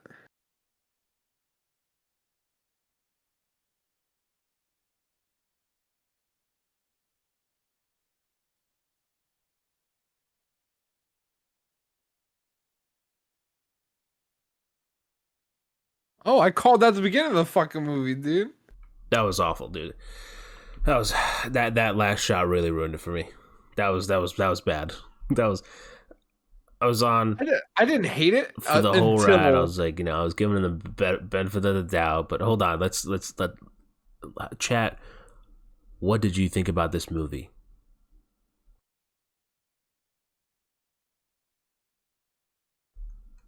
So here's the thing. The whole time, all right. First of all, let me say that it's a low budget movie, so everything we're about to say, we'll manage it, right? But Austin, what did you think about it while we wait for chat to catch up and share their thoughts? I honestly didn't hate it, like uh, aside from not knowing what the fuck the actual story of it was. I mean, it was enjoyable. It was kind of fun. Like, I'm not gonna say it was like, oh, I'll watch this like all the time. I probably will never revisit this movie, but I didn't hate it. It was quick. It was fun. Nice little joke around movie. Well, that's the thing, though. Like, would you enjoy it from if Chad and I were not here? Probably, I would need at least one other person to bounce random thoughts. That's the thing. Like, I think part of it was so. Okay, let's see what chat says, and then I'll share my thoughts. So, Saj says, or Kevin says, "Wow." Saj says, "What the actual hell?" Kevin also says, "Come on, guys." Numberfield says, "Well, that's that." I didn't hate it. I didn't love it. I think it was just decent. Saj says, "Just don't need a lot of budget to have a decent story." Okay, and then Saj also agrees with Nightmare Fuel. I didn't hate it. I didn't love it, but it's decent. Kevin says the stacks by a certain Kendula is much better. Please, let's not.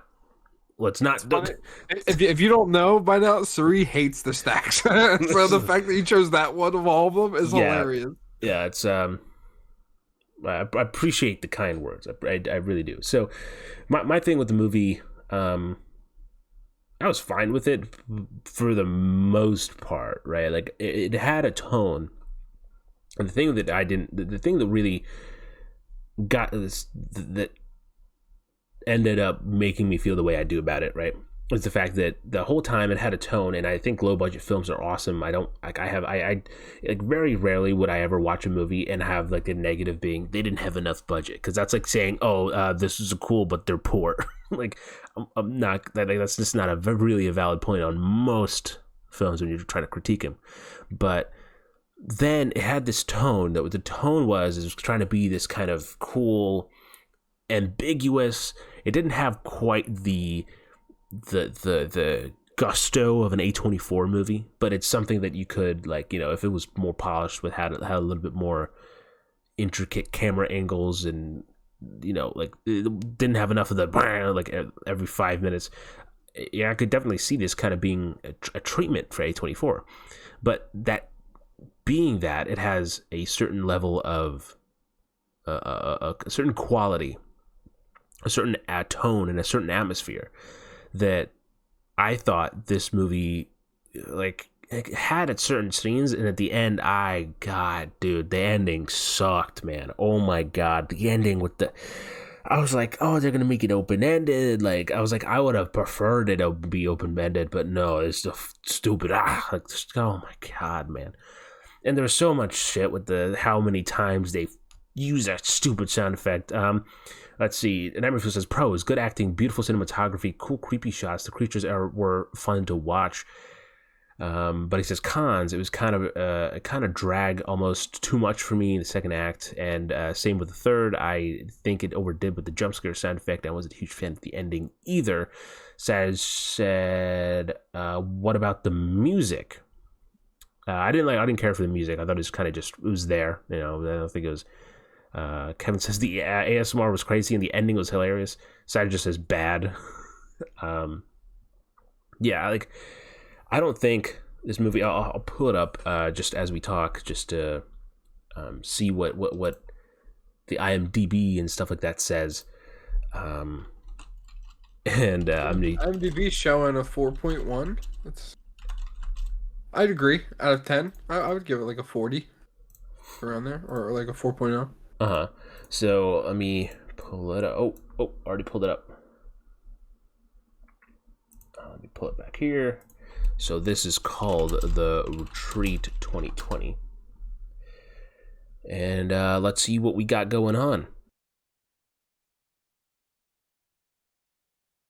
When I saw it, I was like, OMG, it's another one of those cheap endings. I get it's a low-budget film, which I love very much, but the ending was eh. Yeah, exactly. Like, that's the thing. My problem isn't the fact that, I love the guy, the one actor who, Grant Schumacher, his photo on Google is literally the last still from this movie.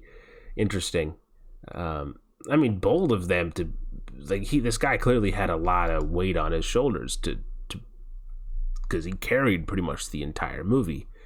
Yeah, he was in, I would say, about 75%, if not more, of the movie. Like, just him.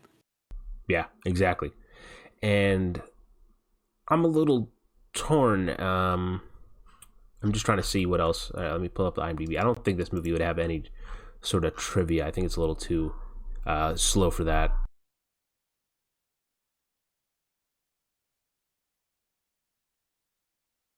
Find out where they got the sound effects from.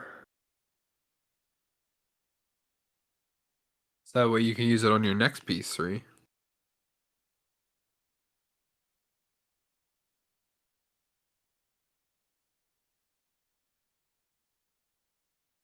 Yeah, sir, I think you muted yourself. I don't know if that's intentional or not, so I will just go ahead and keep talking. This fucking movie,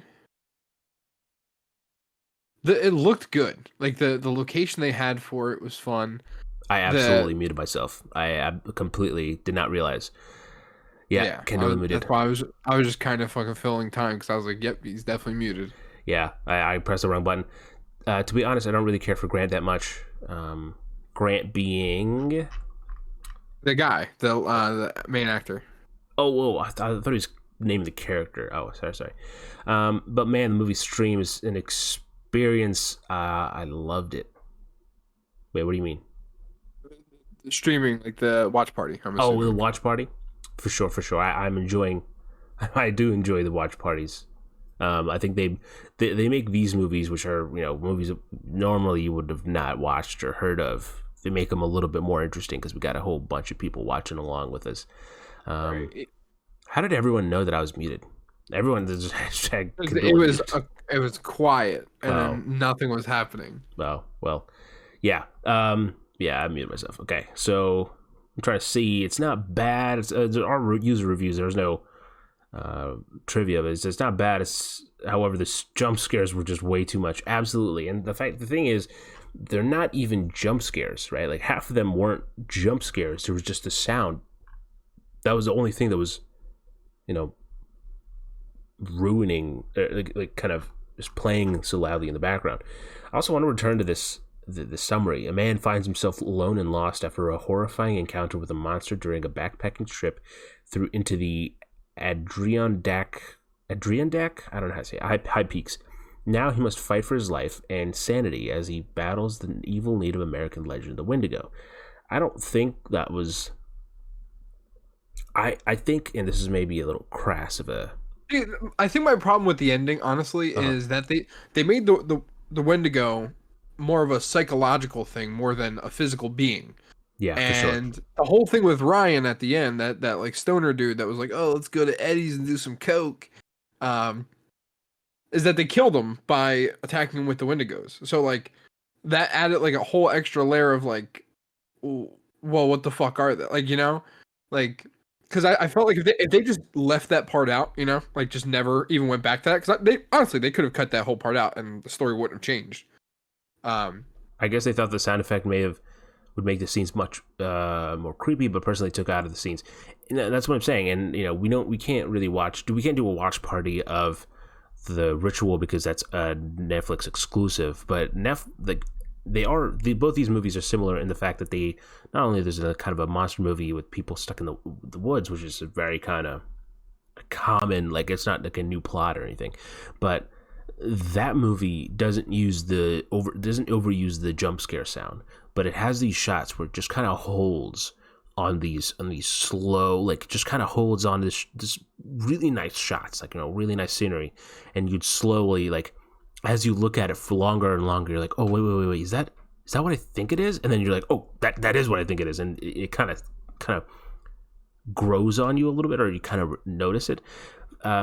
But also, I think for me, and again, I guess this may be a little crass of a statement, but like I think they blew their load too fast with the stupid, like why would you reveal it so? Why would you put it on the poster? Why would you say it in the description?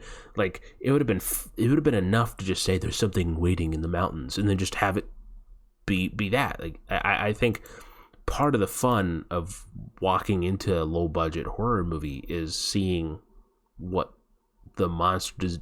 If they'll show the monster, and if they're showing it on the poster, there's a good chance that they'll show it in the movie.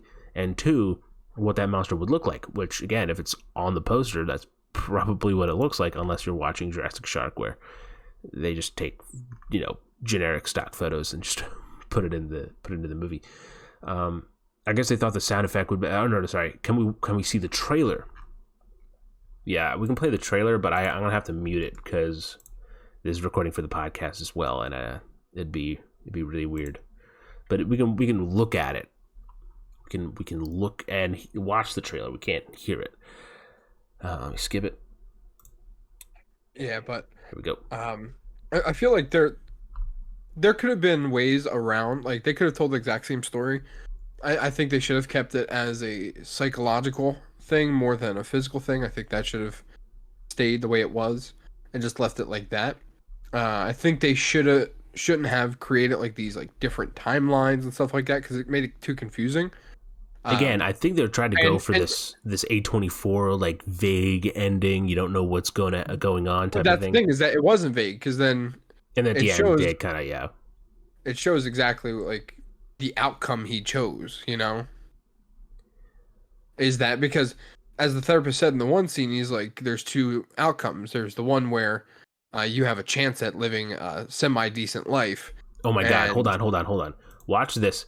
First of all, they show like every single shot with this stupid monster.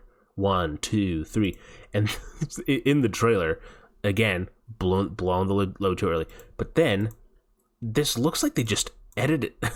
This looks like, hold on, look at the shot real fast, right? This is, if you're watching this later, this is at, let me see. This is at 45 seconds into the trailer that's on IMDb, right? So you have this shot right here, which is, you see the monster right now. And then right next, like the next frame. That's 100%. Like, that looks like you photoshopped it out. They did. Look at the bottom. The bottom is still the exact same.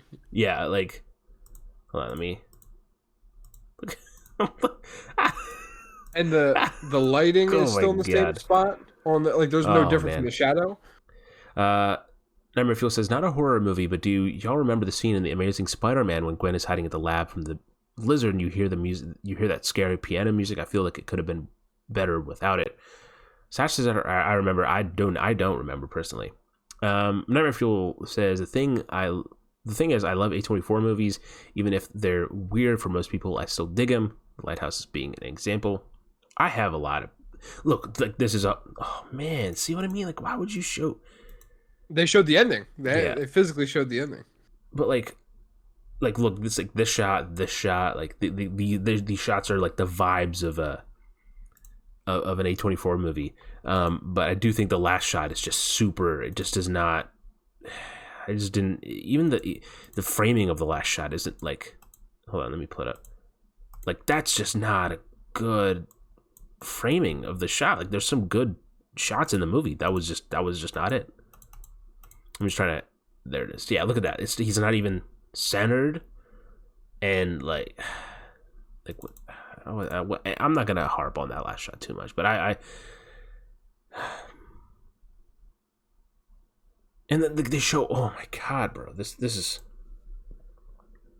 Sag, I don't know why you made me want to watch the trailer, because the trailer is just. The trailer was bad. The trailer gave everything away. On the A24, I do think A24 has their. I'm not a fan of every single A24 movie. That'd be a far cry, but I think their movies are very. They take risks on their movies, and they usually pan out really well, which is nice. But like they have a good mixture. But I think A24 horror movies have like a certain atmosphere to them that I think you watch it and you're like, oh yeah, this is an A24 movie. And sometimes you watch a movie that's not an A24 movie, but it's so similar. They have such a brand almost where you're like, oh, this is an A24 movie, even if it's not. Speaking of, I think the one movie that I would recommend is an A24 movie. I believe, if I remember correctly. Let me scroll down real fast and see. It is in fact an A24 movie. It's called It Comes at Night. It's directed by Trey Edward Schultz, who also made Trish, right? Hold on, let me. I feel like I've heard of this movie. Krisha. If not watched it. He made Krisha. But he also made Waves from 2019. It Comes at Night is like, I don't want to give too much away, but it's an A24 movie. Very dark, atmospheric, super cool cinematography on it. Says I was just wondering if the trailer was good. At least guess not. The trailer was not great at all. Like the trailer did, like it was a disservice to the movie because it like you don't actually see the, they ruin all the shots that like are cool from the movie. I'm not gonna go through this because if you haven't watched the movie, I feel like that would probably be giving away a little too much. Riley Keough. I don't know how to say her name, but she's a pretty prolific kind of horror actress over the last few years. She's done a few kind of eerie horror films that I recommend watching. But yeah, I think I don't have too much. I remember when that one came out and people were being so angry at it and its marketing because of the mark. Yeah, definitely, because people. It Comes at Night was like had this huge marketing campaign where it was supposed to be like the scariest movie you've ever seen, and it was like it was. They were building it up towards this larger scary, like this movie isn't that scary. It Comes at Night is not a scary movie. It's eerie, it's atmospheric, but it's by no means scary, right? And this is, I think that's one of the reasons why you should go into it without that kind of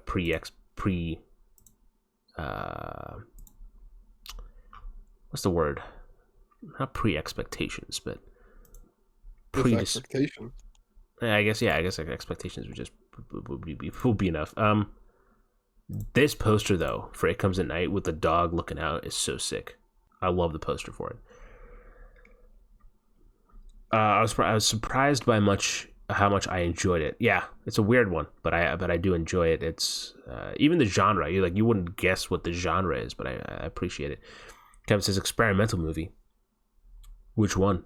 I mean, like what we just watched, or which one's the experimental movie? This movie was definitely tried to be an experimental movie, I mean, like I said, it wasn't terrible. It had good aspects of it. Like, I wouldn't say like, this was a waste of their time. They probably should have like done something else. And again, I 100% like this is like the director's like, and that's what I was gonna say. If this is like, because I'm imagining this being like fresh out of college kind of film, you know? No.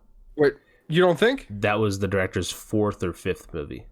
Really? Yeah. Oh, okay, so that's not great. Yeah, let me show you just to pull it up. I was gonna like, I want to check because I also had that same thought. I said it earlier that like, oh, I think they're filming like as students, so like Yeah, this might I take a also while had the same thought, do. and I checked halfway through the movie. So Bruce Wemple, I don't know how you say his name. He's New. Oh, look at that, New York based. I was correct because it has to be filmed near New York if he's a New York filmmaker. So he made a short film, and then his directorial debut was 2016 with Altered Hours, and then he made in 2019 Lake Artifact. 2020 he had 2 movies in 2020. One was called Monstrous, and the other one was called The Retreat. Then in 2021 he had a movie called Dawn of the Beast. So 1, 2, 3. That was his 4th movie, and he's on his 5th movie now. Man, he's into these monster flicks. Like, look at this. I mean, yeah, that just might be his Something like, thing. is out there, and the legends are real, and they kill. Oh boy. Yeah, I think this is his. This is yeah, the poster's really dope. Oh yeah, we already did that. Sag says 5th. I'd be happy if this was his first movie. Neverfield says, oh yeah, for sure, it's a really well made movie. I don't think it's one that I'll ever go back and watch again. I've watched It Comes at Night a few times.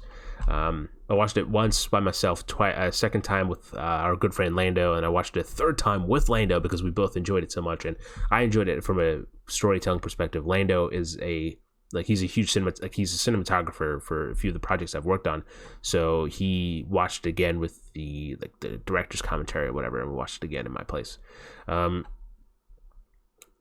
Yeah, like that's the thing, like, right, like I've had this idea before, and I think I've mentioned it to Austin about how I would love to make a movie where it's like a secluded, very small cast, just make a short, like make a movie. Oh, he's talking about The Retreat. Okay, well, then we have some disagreements there. But I do agree. I don't think I'll ever go back and watch it again. I wouldn't say well made. I would say that there were glimpses of things that were good.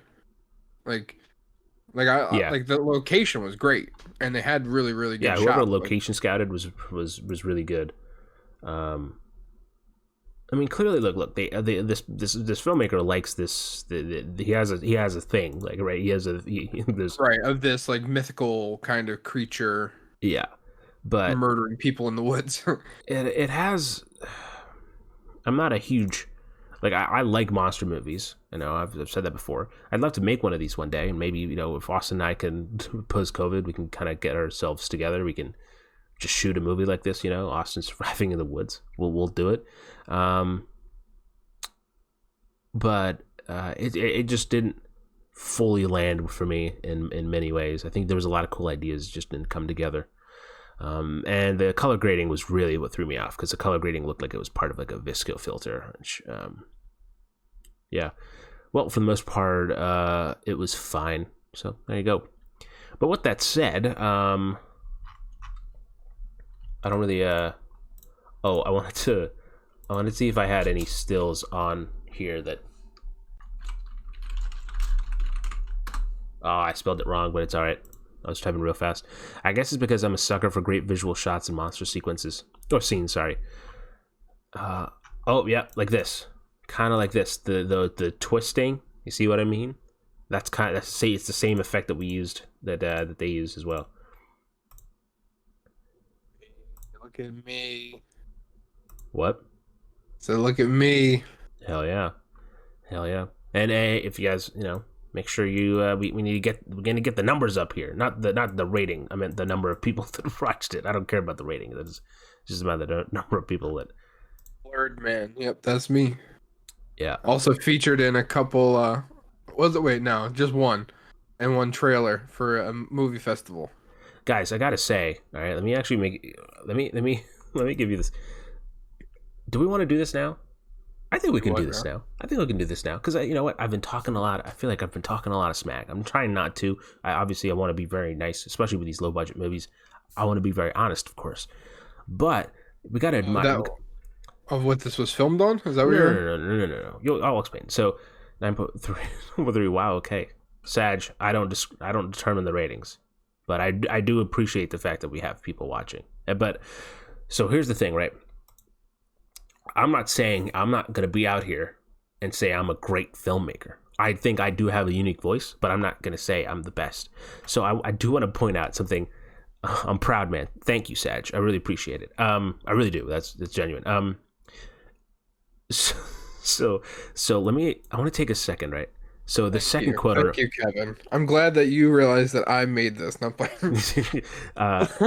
So we have two quotes in the poster, right? The second quote: "The virtues of solitude managed to mimic dreamlike qualities in a fascinating way." ... Undeniably pretty. Alexa, you did better. I'll be honest and say no. I just chased you around. You did everything else. Alexa's still in chat. Undeniably pretty. ...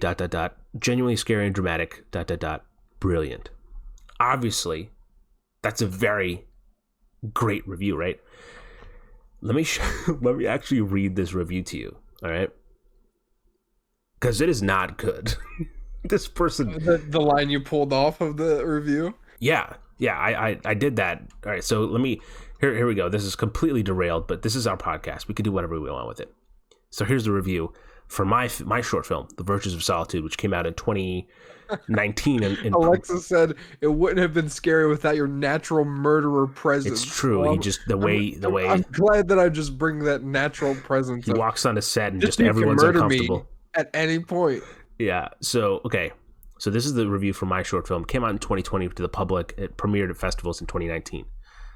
From the outset, The Virtues of Solitude is oozing with self-importance. I mean, it's called The Virtues of Solitude, for Christ's sake. Moody music plays. We see fancy serif white text over a black background.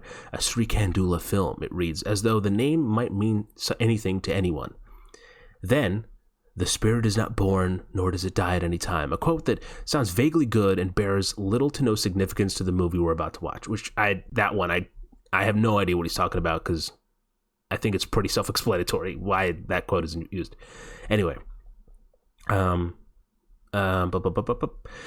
we open on a library in black and white, upside down. Look how artsy and sophisticated I am, the film screams. Look at all the books and unconventional cinematographic devices. Revel at my neoclassical piano score and my refusal to adhere to tacky Technicolor. Then a close-up of an eyeball, because surrealism. Look at me, the film screams. Again, I am Maya Deren. I pronounce these names awfully. I'm Louis Buñuel. Buñuel. Salvador Dali may kiss the ground I walk on, for I have presented you with this, an eye. Sigmund Freud's theories have been actualized in this. I have tapped into your deepest recesses of the human subconscious and presented them here. Can you not see? This here is the window to the soul, the most vital and yet delicate human organ. Imagine, if you will, a world without eyes. What kind of pitiful world would that be? And yet, you may never have to see your fears and your darkest nightmares, or as our protagonist is about to witness. Yet while this guy's ranting. What is he even saying? Anyway, witness, she's merely, while she may see, she cannot act, she cannot escape, she's merely a spectator. Note too, if you will, that you are too a spectator watching these perils unfold on screen. May Lakin's... You really captured the idea of watching a movie. It's fucking perfect that you're part of the experience by watching it happen. Whoa, blows the fucking mind. Lakin, or I don't know how to say the name. Sorry, I apologize. Smite me down if I have not reflected his greatest theories of identification here within this one shot. This eye. This has been about 300 words or so far. Of the first... Of the eye. That's it. Just the first two.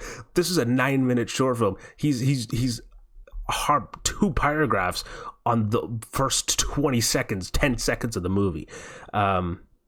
if this point hasn't already been gotten across, you've nailed this point across.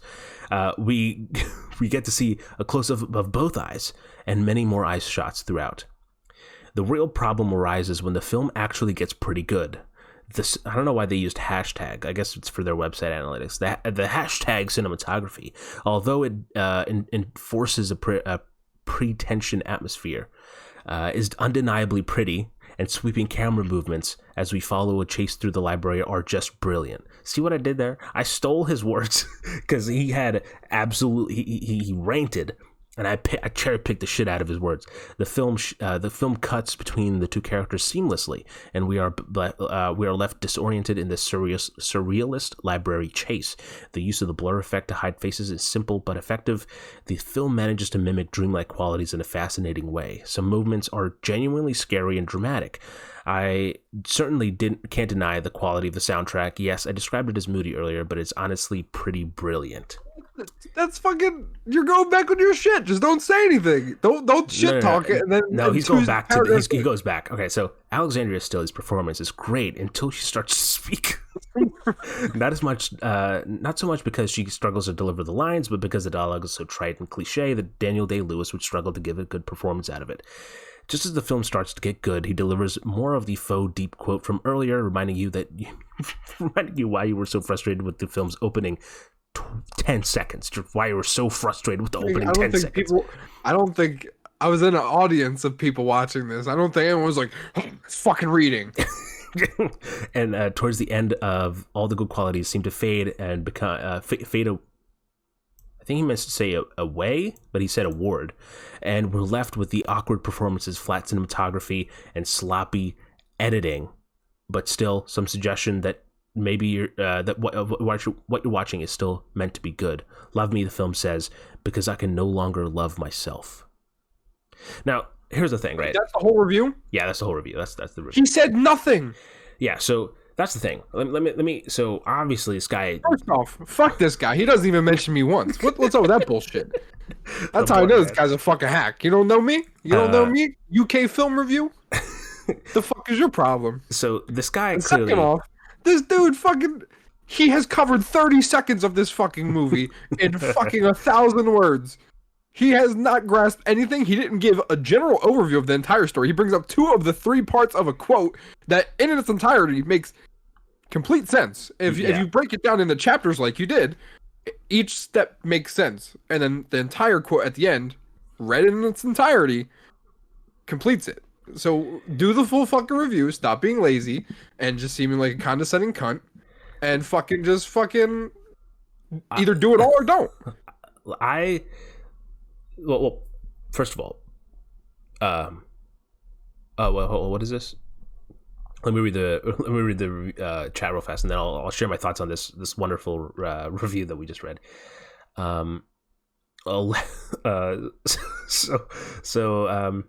Kevin says, "Wow!" when we started it. Nightmare Fuel says, "Damn." Kevin says, "Salvador Dali, wow." I feel. Alexa says, "I feel this guy projected a lot. LOL. It was not trying at all to be that at all. 90% of the movie is made up quotes. 90% of the review is made up quotes. Absolutely. This writer has somehow made the film into an animate object." Can you leave comments on this review? No, I don't think so. Oh my god. I would be like, so you definitely like quotes, so what's the problem? Kevin says the blurred man reminds me of how the Mexican Gabriel Figueroa was tormented while trying to assemble a filter for an old 8mm camera. At the same time, he was trying to fight a possum, and this brought to mind Sergei Eisenstein, who told me about the reptilians, the mental void where the darkest human emotions converge, are presented in the blurred man. What the hell? What the hell? Nightmare Fuel says I made sure to mention Austin in my review. Yes, Nightmare Fuel gave a glowing review for the movie, which I absolutely appreciate. Really good, real fun to read. Alexa says, "LOL, Austin getting more heated than we did." And Nightmare Fuel, and your review is by far my favorite I have ever read for any review I've worked on. Absolutely. No, so here's the thing, So right? I'm not mad at what he said because everyone's entitled to their own opinion. It's lazy. For sure. Like there's Like, no original thought in here at all. He's just pissing he's just pissing on it to piss on it, and I don't agree with that. uh-huh. Like if you don't like it, don't like it. Like I don't give a fuck. Like this was nothing For for sure. me. I just walked through a library and you filmed me doing it. I could give less of a fuck what people think. But like it's lazy. It's so lazy, and this dude's just gonna come and shit on it. Like, so here's my thing, right? Like, bring legit I facts, have facts, and like thought out opinions, and then come see me. Don't I'm say, I'm there's words in the confident, right, beginning. in the fact that if I read this in 2018, right, if this was a review for the Stacks, this would have torn me apart. But I think in the last few years, I've grown. To pat myself on the back, I've grown as a filmmaker and as just myself, as a person in my own right. I've grown in a way I can. This doesn't get to me. Like I don't get mad at this. I actually find it pretty funny because I love the fact that this person. There's so much here to dig into, like from the fact that they didn't understand what the quotes were used for when it's very clearly like it's clear. It's one quote that's separated into three parts. From the fact that he made fun of the credits that I have put my name on it, like yeah, it's my movie. I put my name on it. That's how it works. And yeah, this entire paragraph, the second paragraph, is entirely just a quote that's pretending that I'm pretentious when half of these people I have no interest in. But, right, he's calling you pretentious for showing an eye. For honestly, exactly for what he said, I think that's a very good like reason. Like I didn't think of it, but like seeing it as like a window to the soul, or like kind of like a vulnerability of sorts to start the movie off because you're about to really get into some shit, like that's traumatizing to her. Yeah. So like, and yeah, I didn't think about that. Like he said that, I was like, oh shit, that actually I like that. And then he's like, but Salvador Dali has nothing on this. Like.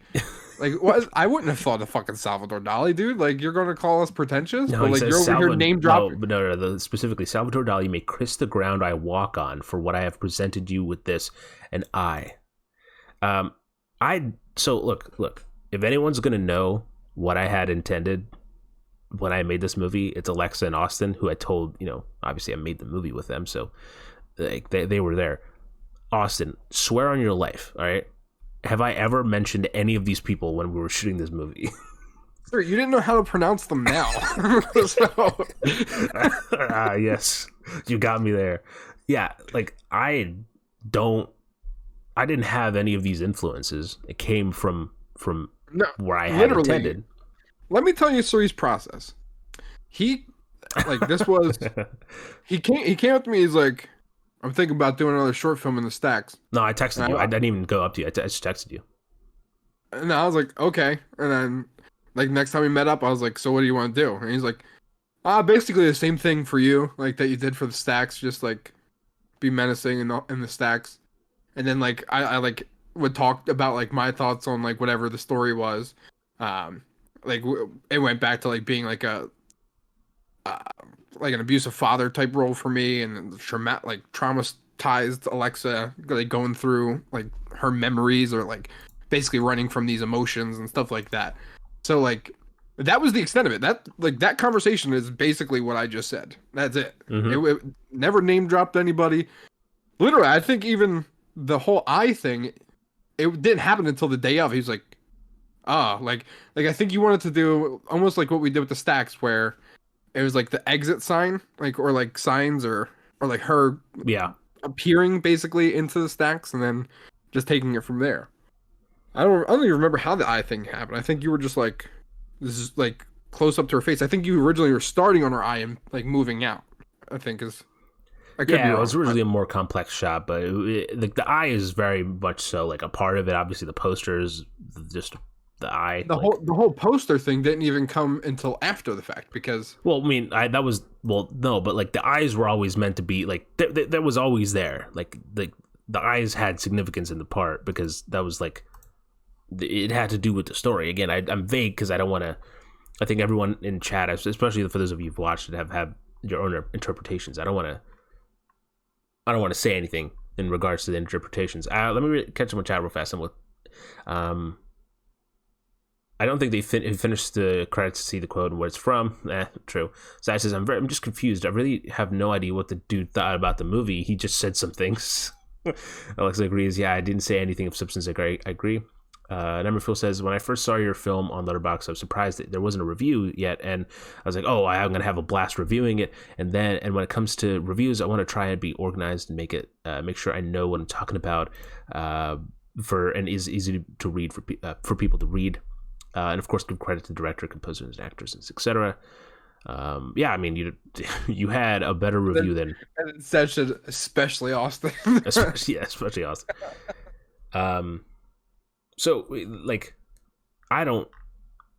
Clearly, the audience... This film has an audience. And not everyone's going to like it. This is something I was very aware of from the moment I made it, even before I knew this movie wouldn't, please everyone. And, that's something I'm fine with. It doesn't really bother me, because I made a movie that was full, Austin, I really only talked to about this movie while we were on set. Like, that's the limited, and when we had dinner. Saying is that there was maybe 2 or 3 conversations while we were walking back from Taco Bell. Yeah. That we talked about this, and it was more or less like you and Alexa talking about it, and I just casually throw a jab in every now and again. Yeah, Alexa and I had extensive conversations about it, because she was not only the actress, she was the producer on it as well. So we, it was long logistically as. How long did it take to shoot the whole thing? It took 2 days of full shooting of actually we were have a time, we're gonna get there, shoot, and then I did I want to say another.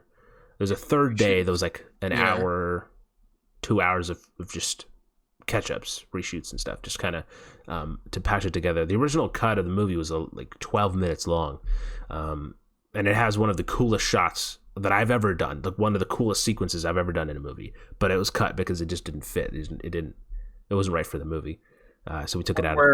Where you told me and Alexa to legitimately play tag? No, that was never in the movie, because it just didn't work. That was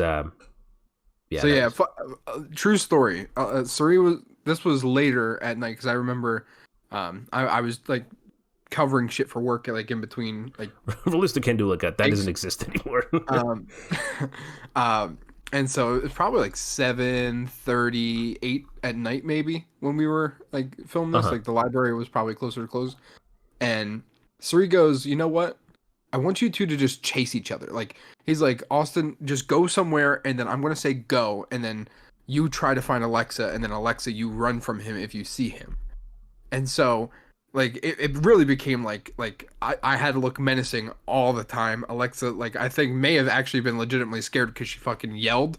Because she didn't have her glasses. Lungs. So I don't think she would see me, and then I would pop out like I was Mr. X essentially.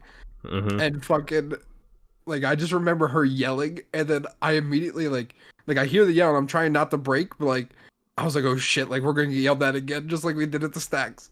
Yeah, that sequence is entirely cut. None of that could be used because it just didn't work.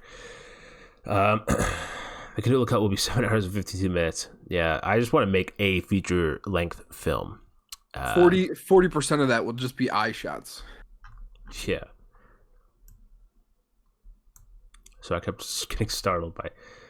No. Let's not make release the Can-Do cut a thing, because it's not a thing. This is what you guys saw is what... We have to go back and film again. We had what Evan and I worked together on was what you saw there.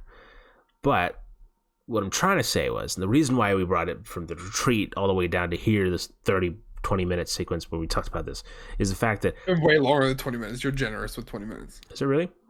Oh, yeah. Oh, well, anyway. It's going to be the Can-Do-Verse. The Can-Do-Verse already exists. Don't worry. But yeah, I connect it. Have we not gone over this on stream enough? No. I'm the thread that connects the Can-Do-Verse. The reason why I brought up my own that specific review was because I know for a fact that I'm not a people's filmmaker. I know that being having abstract films isn't gonna like Marshes is a very abstract film. So by no means am I saying to the people that made the retreat Oh, I'd love to see a universe of more others. Well, Nightmare Fuel. Pretty sure I even told Suri, like just to further your point, I think the first time I watched the stacks, I think I told Suri, I was like, I don't know what the fuck I just watched, but I liked it. Like, I had no idea what happened. It took me maybe like 4 times to like really, really understand what the fuck the movie was about. Uh-huh. I didn't understand that shit.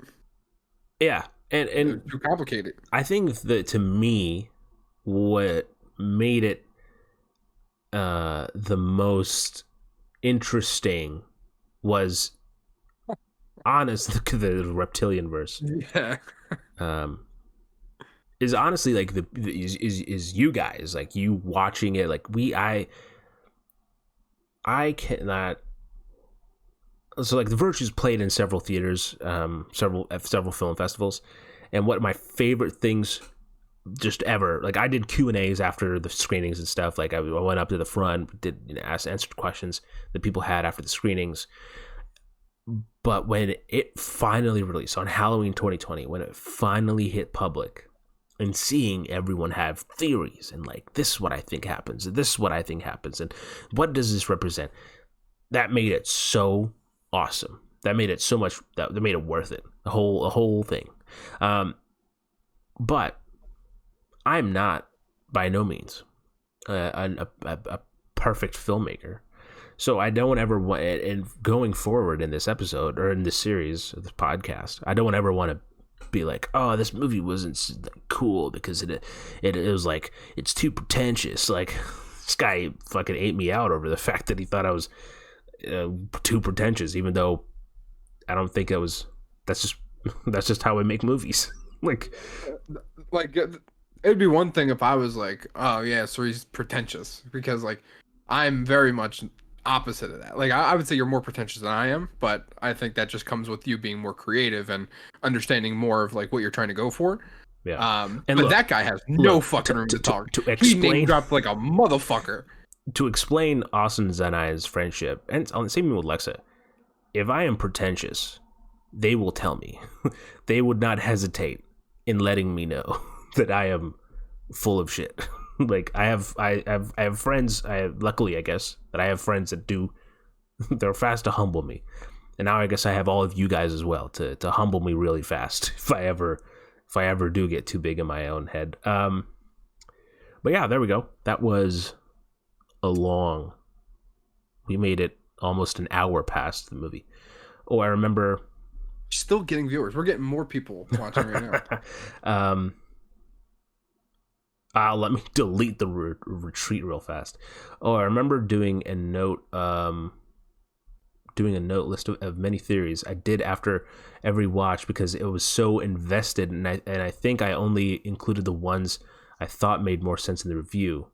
Nightmare Review, DM me if you still have them. I'd love to read them. I'd love to. Yeah. That'd be. I'm just because Suri can say whatever he wants, but like I can 100% confirm. I think he even reshared your review with me maybe like a week or two ago, and like was because we were talking about it, and then it actually became like a funny thing because it turns out that I didn't like the movie on Letterboxd, so like I went back and like liked it. But like he went back even like a couple of weeks ago and was like going through your review again, like. The fact, like, he texted me when you submitted the review, and it was like, I can probably find the text, but he was like, "This is the best thing I could have ever read, like, or read, or whatever." Yeah, maybe one day. The Stack by Kandula. The Stacks is already it's out there. But anyway, to end this episode, check your phone, Sri. Oh my God, what's gonna happen? What's going to happen here? Oh, okay. Well, for the podcast people, all right? Thank you guys so much for watching. Chat, do not go anywhere, all right? Don't go anywhere. We're not ending the stream like Austin did last night. We're just... Sag, I can actually pull up Nightmare Fuel's review, and we'll read it right after the podcast is over.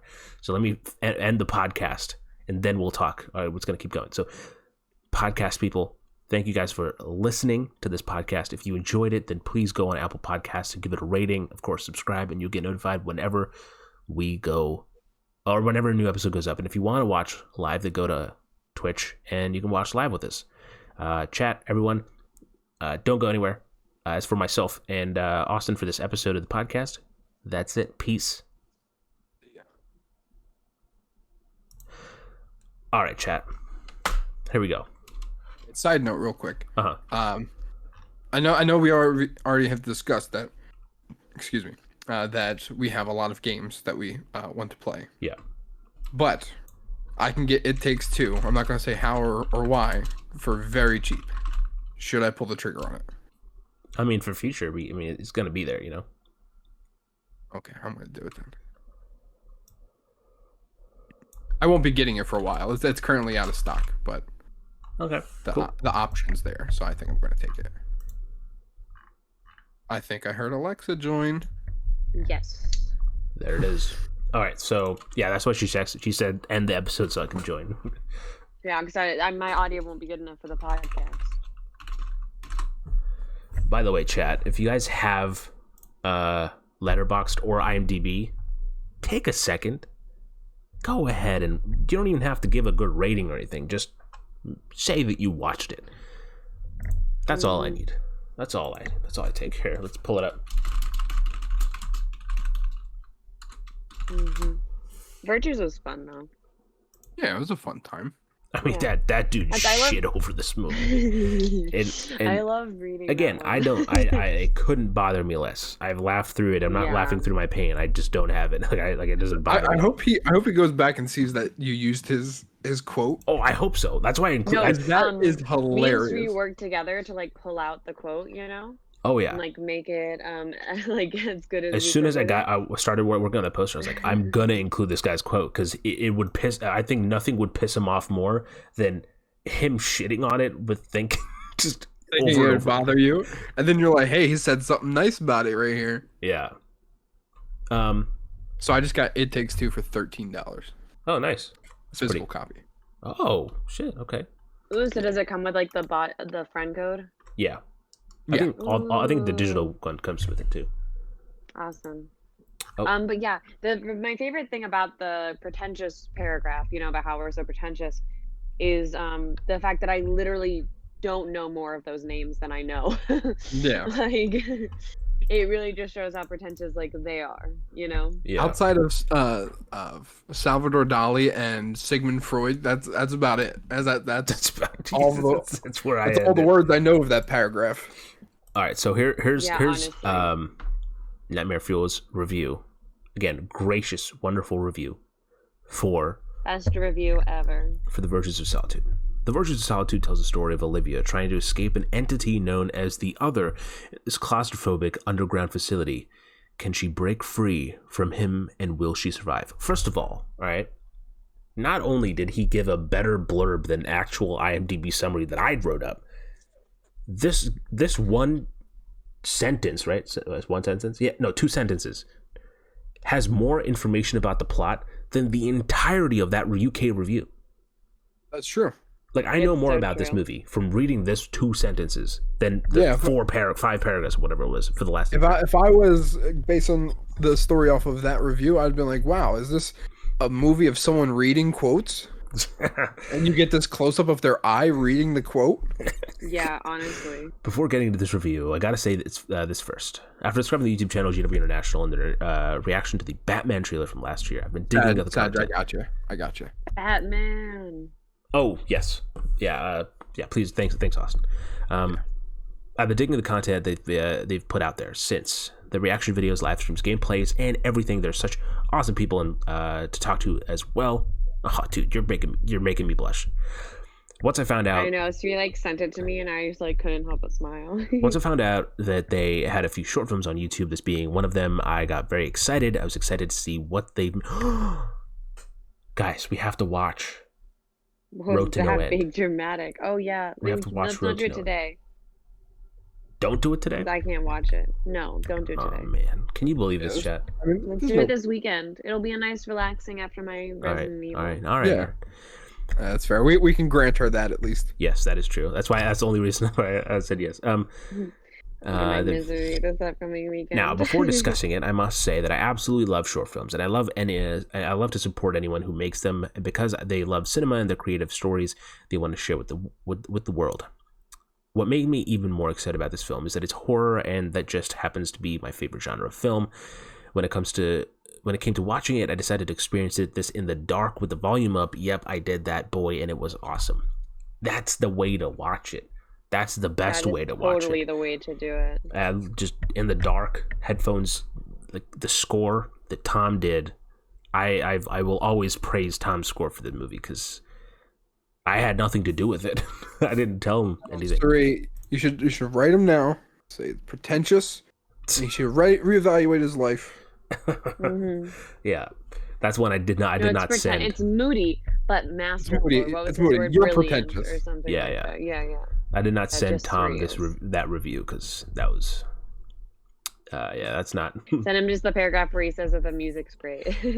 Right after I had watched the film for the first time, I kind of froze in a good way. My reaction was literally, yo. At the time, I had a moment where I felt like my head was spinning around, like there was a mini magnet bowling ball and a bowling ball bouncing around inside. Sounds odd, I know, but again, in a good way. Then I decided to rewatch the film for a second time, once more, and then another. Afterwards, I went to bed, and I just couldn't stop thinking about what I've watched, and I kept asking myself so many questions. I woke up the next morning and decided to rewatch it for at least 4 more times. This film stayed with me, and it got me to think so many interpretations, and very few times does that happen to me. I don't know how many times I've seen it because I stopped counting at around 8 or 9. Now I've rewatched it 5 or 6 more times before starting this review. Okay, let's get started. First of all, that's awesome. Genuinely, every part of that is so well written. Like, ignoring that it's like compliments and stuff. It's just so well said. You know what I mean? I appreciate that a lot. It means a lot to me, and it does. It's one of those. It's a weird feeling. Because having someone who really digs something that you made, honestly, it doesn't take a lot to get to Suri in terms of like reviews. What do you mean? Like this review is great, right? But like you don't even need to like be so in depth and detailed. Like, I mean, that's great that Nightmare Fuel was, but like, the review that I did, literally, you like texted me, you're like I really appreciate your words, like, for What Remains. Yeah. Like, and it was only like a paragraph. It was just like, I'll pull that up later once you're done this. Yeah, but, yeah. Like, and that's the thing. Like that just goes to show that like I put 30 seconds into my review, let alone how much time you put into yours. So like the fact that Suri was appreciative of mine, like, just goes to show like what he truly thinks about this review. Like, yeah, no, that's, I think the craziest thing to me was like in order to write this much, you have to have like either really enjoyed or really hated something. You know what I mean? Yeah. Well, and no. Like, and obviously this is positive, so it's for like me, just extra incredible. It's the fact that I like. So there's 2 types of ways you can make films. Actually, there's more, but I'm going to generalize and say 2, right? There's one that's a commercial. So there's people that are like making it just like, this is going to please as many people as possible. And I love those movies too. Like, I think Mission Impossible is that. Like, that's the point of Mission Impossible. Like, there's a reason why Tom Cruise does all this crazy shit that he does. Is because of the fact that he wants to entertain people, and he wants to entertain as many people as possible, because you need to get butts in the seats, you know, that kind of thing. And then there's other people that are like, I know for a fact that as soon as I hit, this film is wrapped, not everyone's going to care for it. But the people that like it will really, like, it will mean a lot more to the people that like it than if it was just a general film that's like, oh, I didn't care for watching. You know what I mean? Like, that's why I enjoy hearing how, like, everyone says, no joke. I really got invested in Virtues. I started writing at midnight and ended around 2 or 3. So there you go. That is crazy. So it took you like that much time to write it. Oh my god. Pros. Thank you. As a student film, I thought this was very well done, and I love what director Srikandula, who's that, brought to the table. The fact that this was shot in a smartphone, took only 2 days to film, is impressive. Two and a half days, 2 days total, and then the reshoots. It was also interesting to learn that this was shot at a location where someone died, and right after, there just adds another layer of intensity to the film, in my opinion. The film's concept is intriguing for sure, and I love how they used experimental horror as their main genre, which is totally weird, because I don't really actually, like, experimental is something that I dip into kind of in a weird pattern. I don't always go into experimental. Yeah, it's not your, like, main medium. Horror and thriller, like, that's genre. kind of my main stuff. Hey, Kevin says, wow, Nightmare Fuel, you are insane in a good way. How impressive. I had to use a translator in several places. The review's excellent. I hope they send you the Blu-ray. Hey, if we make one, we know who's getting it. We just need to make one. Let's see. I appreciate the fact that, hold on. And the main aspect of the film, the main aspect that kept me drawn to watching this multiple times. I appreciate the fact that we as an audience are trying to figure out what's happening with the main character and what's happening in her surroundings. Now, I'm actually a sucker for when it comes to that genre because it gives the viewer a lot to think about. Well, many general audiences are confused with that genre and may not have the desire to figure out answers. It is understandable for sure, but for me, it's a thrill ride. The library setting, I thought, was a great choice to shoot at, and it gives off a chilling vibe for sure. As a viewer, this place has character, and each aisle of bookshelves makes me feel claustrophobic, and I love it. It's as if experimenting. It's as if I'm experiencing this as a maze and trying to find a way to escape through this creepy environment. The world this is set in, the world created by Srikandula, is quite the visual beauty. Thank you. Honestly, so many people don't realize how awesome and dope the stacks are. People think it's really boring, and I every time I go there, I'm like, this place is so the cool. Location itself is so cool. Just to be clear, he's not talking about his film. He's No. talking about the I location. didn't even know it existed before I filmed the stacks with Suri. Once I found out about that, once, and I was like, "It's cool." Once I found out about that, like anytime I had like a little bit of time where I had to kill on campus, I would just go there and do homework or like watch a movie.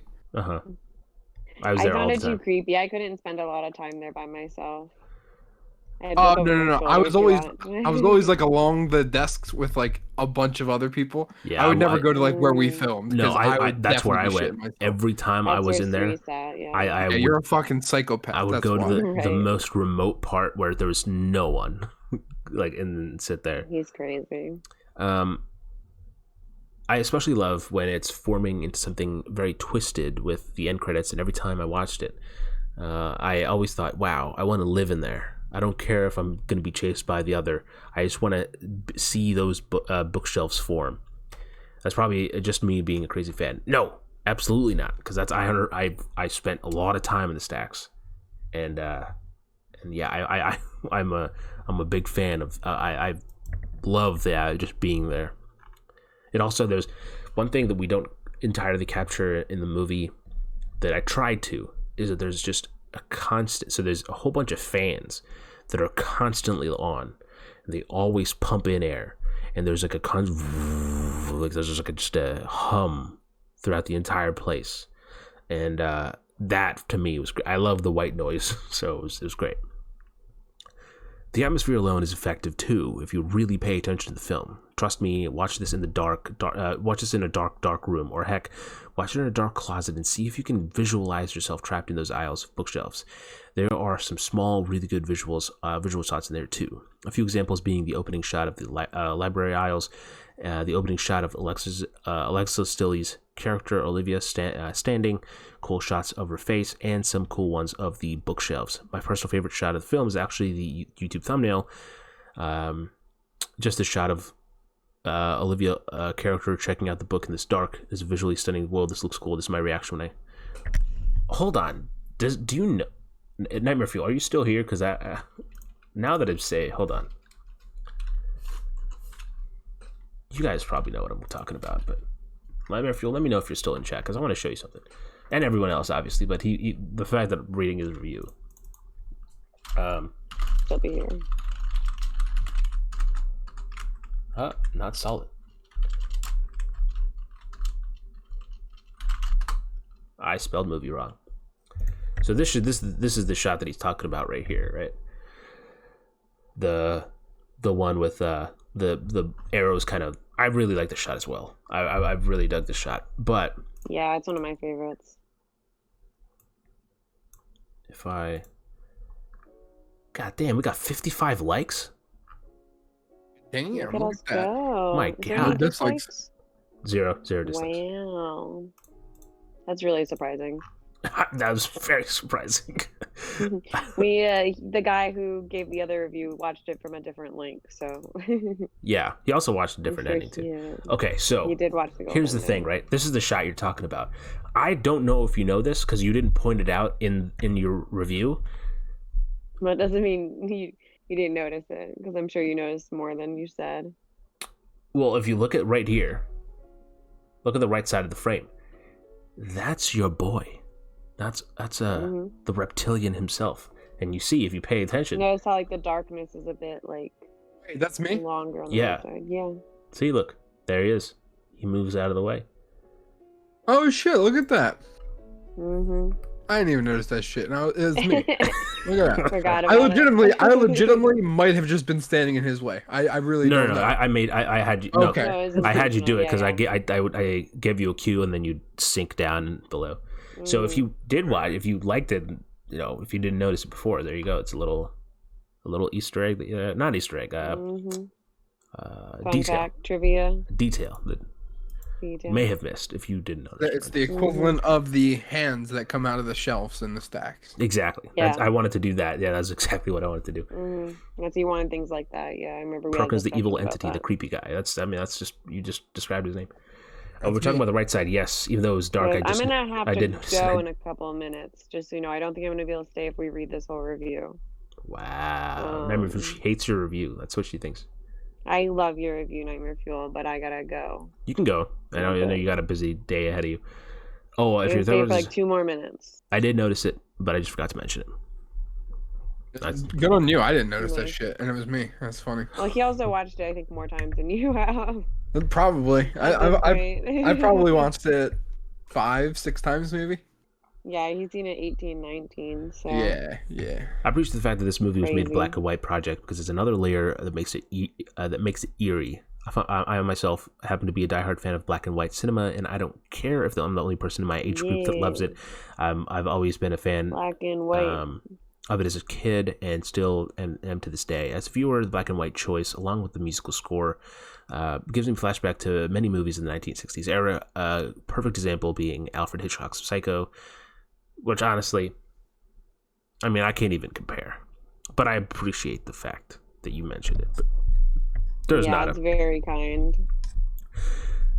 There are a few times where I found myself getting bits and bits of Psycho vibes, and I dug it. Also, I admire the decision of this film to be was telling the story in a 3-chapter structure because that keeps it from more organized and easy to follow.